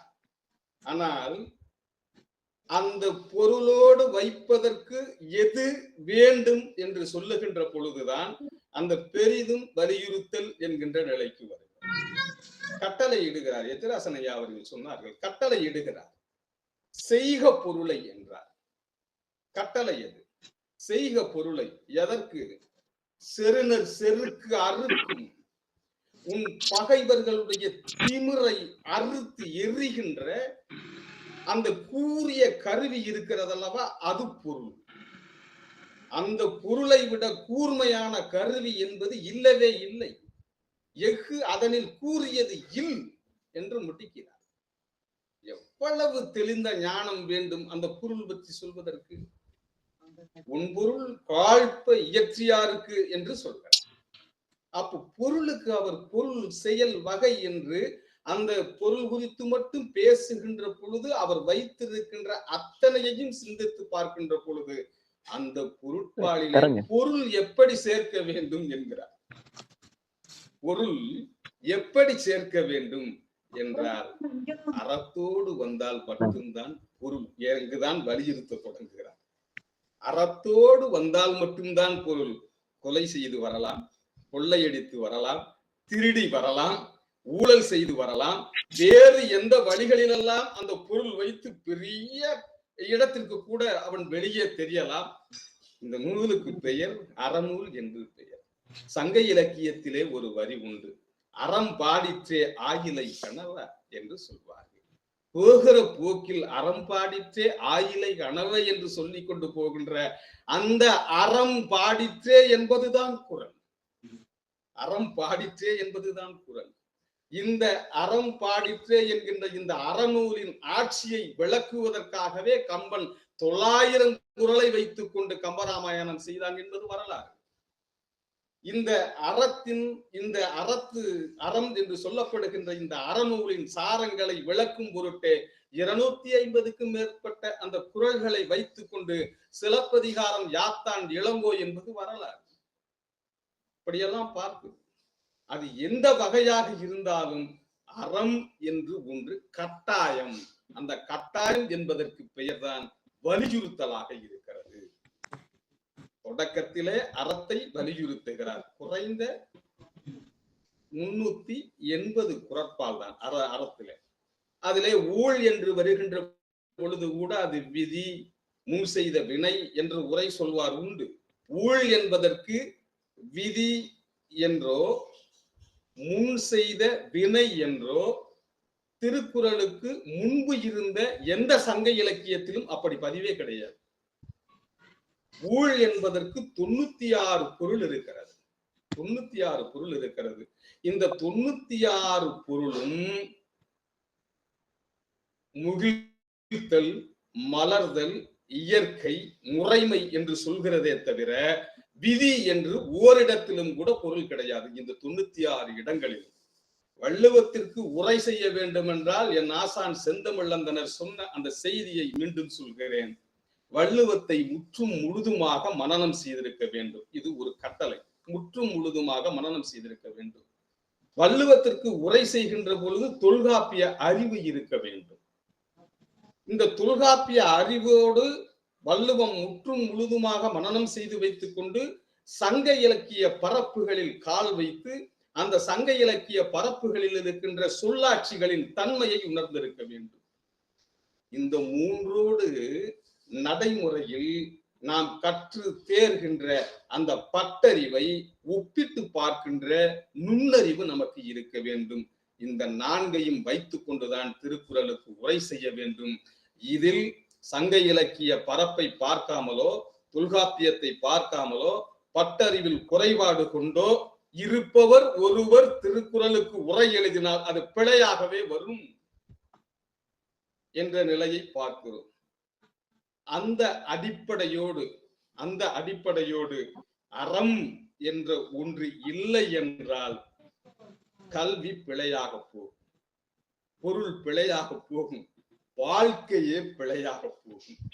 எனவே பொருள் சேர்ப்பதாக இருந்தாலும், அது கல்வியாக இருந்தாலும், மருத்துவமாக இருந்தாலும், இந்த வாழ்வியல் நடைமுறைகள் அத்தனைக்கும் அடித்தளமாக மூல வேராக இருந்து இயங்குவது என்றால் அதற்கு பெயர்தான் அறம் என்ற வகையில் பொருளுக்கு முதன்மை கொடுக்கிறார், அறத்திற்கு முதன்மை கொடுக்கிறார். பொருள் இல்லாத பகுதியே கிடையாது, ஆனால் பொருளின் மூலமே அறமாக இருக்கிறது என்ற நிலையில் திருக்குறள் பெரிதும் வலியுறுத்துவது பொருளோடு அறத்தை தான் என்கின்ற நிலையில் அறமே முதன்மையாக இருக்கிறது என்று சொல்லிக்கொண்டு மிக அருமையான இந்த நிகழ்வினுக்கு ஏற்பாடு செய்த மதிப்பிற்குரிய தலைவர் ஆய்வறிஞர் சரஸ்வதி அம்மா அவர்களுக்கும், இந்த இனிய நிகழ்வில் கலந்து கொண்டு குறிப்பாக எல்லா பகுதியிலுமாக அந்த திருக்குறள் முழுமைக்குமாக தன்னுடைய உரையை திறனாக தேர்ந்து அத்தனை அதிகாரங்களிலும் குறள் எத்தனை படிகளில் இருக்கிறது, பொருள் எங்கெங்கே சொல்லப்பட்டிருக்கிறது, அதற்கு புதுமையான விளக்கம் என்றால் அதனை எப்படி பார்க்க வேண்டும் உள்ளிட்ட அத்தனை கூறுபாடுகளையும் இந்த அறமே என்ற வகையில் பிரபாவதி ராஜா அம்மா அவர்களும், திருக்குறள் குமரி செல்வன் ஐயா அவர்களும், பாவலர் பானுமதி அம்மா அவர்களும் அறமே என்று ஒரு புறம் முழங்கினாலும், அறிவன் பிணிதீர்ப்பான் ஐயா அவர்களும், அசோகன் சாமுவேல் ஐயா அவர்களும், ரமேஷ் எத்திராஜன் ஐயா அவர்களும் பொருள் புறத்தி முழங்கினாலும் இரண்டும் ஒன்றுக்குள் ஒன்று பின்னி பிணைந்த நிலையில் அறத்தின் வழி பொருள் முகிழ்த்து சிறக்க வேண்டும், மூலம் என்பது, முதன்மை என்பது, வலியுறுத்தல் என்பது அறமாகவே இருக்கிறது என்று கூறி இந்த களத்தில் இருக்கின்ற அத்தனை பெருமக்களுக்கும் நன்றியை உரித்தாக்கி நிறைவு செய்கின்றேன்.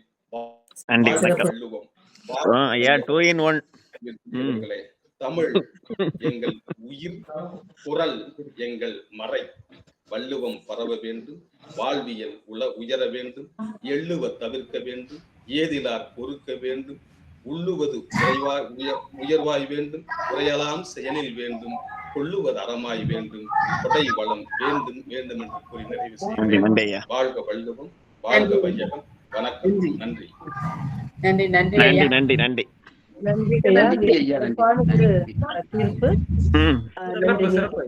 அம்மா கோவிந்தம்மாள் அம்மா நன்றி சொல்லுங்களா பத்தி. நன்றி ஐயா, வணக்கம். அறம் என்ற தலைப்பிலே வாதிட்ட மூவரும் மிக அற்புதமாக வாதிட்டார்கள். அவ்வாறே பொருள் என்ற தலைப்பை கொண்டு வாதிட்டவர்களும் மிகச் சிறப்பாக அதற்கு வலியுறுத்தக்கூடிய சிறந்த கோட்பாக்களை தேர்ந்தெடுத்து மிக அற்புதமாக இங்கே முன்வைத்தார்கள். பார்க்கும் பொழுது ஒரு மயக்கமாகத்தான் இருந்தது.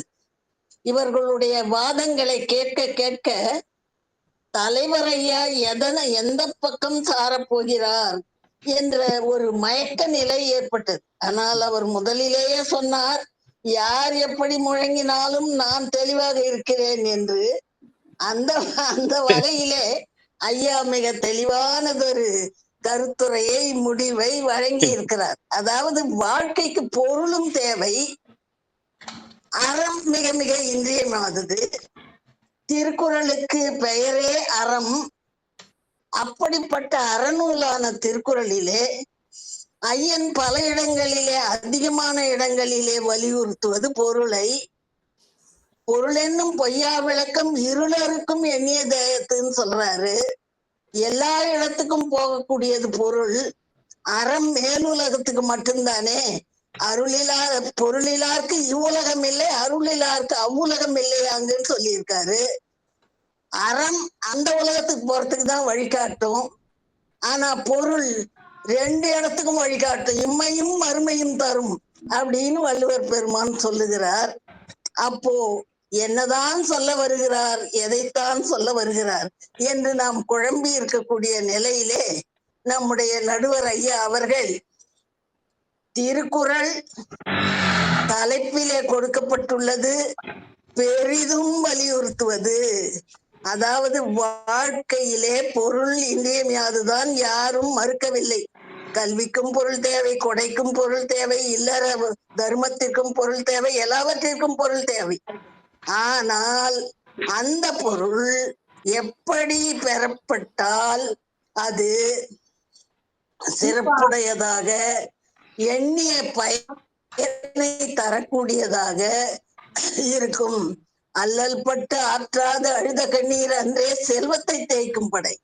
நீ எவ்வளவு பணத்தை சம்பாதித்து வைத்திருந்தாலும் பிறர் வருந்துமாறு நீ பொருள் தேடி குவித்திருந்தால் அது உன்னுடைய செல்வத்தை தேய்த்து விடும் என்று எச்சரிக்கை விடுக்கிறார். அதன் வாயிலாக அறமே வாழ்க்கையின் அடித்தளமாக இருக்க வேண்டும், அதை கொண்டுதான் அனைத்துமே செயல்பட வேண்டும் என்ற கருத்திலே நம்முடைய நடுவர் ஐயாவிற்கு முன்பாகவே திருவள்ளுவர் மிக திடமாக தெளிவாக இருக்கிறார். அந்த வகையிலே இன்று இளங்குமரனார் ஐயா அவர்கள் உரைத்த இந்த தீர்ப்பு அனைவருக்கும் மனதிற்கு மகிழ்ச்சி அளிக்கக்கூடியதாக மிகச்சிறந்த தீர்ப்பாக விளங்குகிறது. பொருள் அவசியம் என்றாலும் அது பெரிதும் வலியுறுத்துவது அறம் என்று சொன்ன கருத்து இருக்கிறது. அந்த பெரிதும் என்ற அடைமொழியால் ஐயா அவர்கள் இந்த தலைப்பிற்கு சிறப்பு சேர்த்திருக்கிறார் என்ற வகையிலே அவருக்கு நன்றியும் என்னுடைய வாழ்த்துக்களையும் பாராட்டுகளையும் தெரிவித்துக் கொள்கிறேன். இப்படிப்பட்ட அற்புதமான ஒரு கருத்து களத்தை முன்னெடுத்து நடத்தி சான்றோர் பெருமக்கள் வாயிலாக பல சிறந்த கருத்துக்களை கேட்பதற்குரிய வாய்ப்பும், திருக்குறள் அனைவரிடத்திலும் சென்று சேரக்கூடிய ஒரு நுணுக்கமான ஒரு வாய்ப்பையும் வழங்கி கொண்டிருக்கக்கூடிய இந்த ராஜபாளையம் முத்தமிழ் சங்கத்தையும் அதனுடைய நிறுவன தலைவர் சரஸ்வதி அம்மா அவர்களையும் உறுதுணையாக இருக்கும் செல்வம் ஐயா, அசோகன் ஐயா அவர்களுக்கும் இன்று அற்புதமாக உரையாற்ற வந்திருந்த அறுவருக்கும் என்னுடைய வாழ்த்துதல்களையும் வணக்கங்களையும் தெரிவித்துக் கொள்கிறேன். அனைவருக்கும் உளமார்ந்த பாராட்டுக்கள். நன்றி, வணக்கம். தொடர்க. நன்றி ஐயா. இளங்குமரன் ஐயாவுக்கும் நன்றி. சரியாம்மா, இன்றைக்கு முடித்து நாளை தொடருவோம். நன்றிம்மா, நன்றி. சரிம்மா. ஒரு வார்த்தைகள் சொல்லலாம். ஆமா, பின்னோட்டத்துக்கு இவாஞ்சலின் ஐயா இருக்காங்களா? ஐயா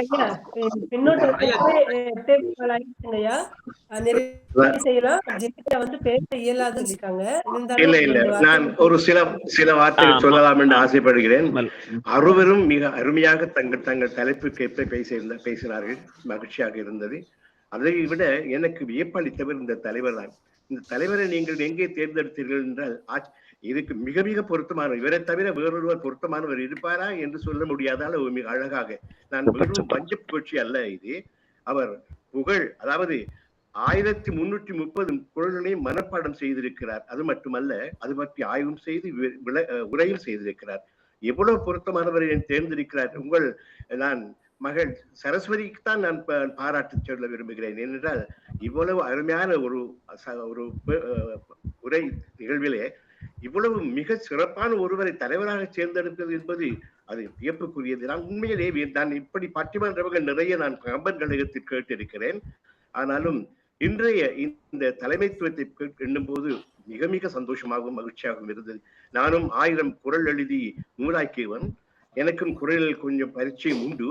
இருந்தாலும் கூட இந்த அளவுக்கு என்னால் கூட பேச முடியுமா என்றால் நிச்சயமாக இல்லை என்று நான் சத்தியம் சொல்லி ஒத்துக்கொள்கிறேன். 1000 குறள் எழுதி நூலாக வந்திருக்கிறது. இருப்பினும் இவ்வளவு திறமையான ஒருவரை நீங்கள் தேர்ந்தெடுத்ததை நான் புகழாமல் போவது பொருத்தமில்லை என்றதனால் இந்த வார்த்தைகளை சொன்னேன். ஐயா, உங்களுக்கு நீங்கள் மிக மிக இளமையானவர் நினைக்கிறேன். இருந்தாலும் நீங்கள் முதிர்ச்சியான கல்வியில் அறிவில் முதிர்ச்சியானவர். உங்களுக்கு குறள் என்றே பட்டம் தந்து விடலாம். குறளை நீங்கள் மன்னனாக இருக்கிறீர்கள். ரொம்ப மகிழ்ச்சி, ரொம்ப மகிழ்ச்சி. நன்றி, நன்றி, நன்றி, நன்றி, நன்றிங்க. எல்லாம் முன்னவர்கள் செய்த பயன். நல்ல ஆசிரியர்கள் வாய்த்தார்கள், வழிநடத்தினார்கள். அவர்கள் கொடுத்த செய்தியை இங்கே வைத்திருக்கிறேன். என்னில் எதுவும் கிடையாது ஐயா. நன்றி. ஒரே ஒரு குறள் சொல்றேன். எனைத்தானும் நல்லவை கேட்க அனைத்தானும் பெருமை தரும். அதற்காக தான் ஐயா சிறப்பாக இருந்தது. நன்றி. வினை தீர்த்தன் ஐயா சொல்றீங்களா கருத்து? வினை தீர்த்தன் ஐயா சொல்லுங்க. ஆமா. வணக்கம். இனிய நண்பர் திரு இளங்குமரன் அவர்களையும் அருள்முறையில் ரொம்ப சிறப்பான உரை அவர்களையும் வணங்குற வாழ்த்துறேன். இன்னைக்கு நிறைவான நிகழ்ச்சியை தந்த நம்ம தளத்திற்கு என்னுடைய பாராட்டும் வாழ்த்தும். நன்றி ஐயா, ரொம்ப மகிழ்ச்சி. நன்றிங்க. வணக்கம். அருமை இன்றைக்கு சரி, இதை காணொலியா பார்ப்போம். எல்லாரும் பார்க்கலாம். சரி செல்வன். நன்றி மிக்க நன்றி.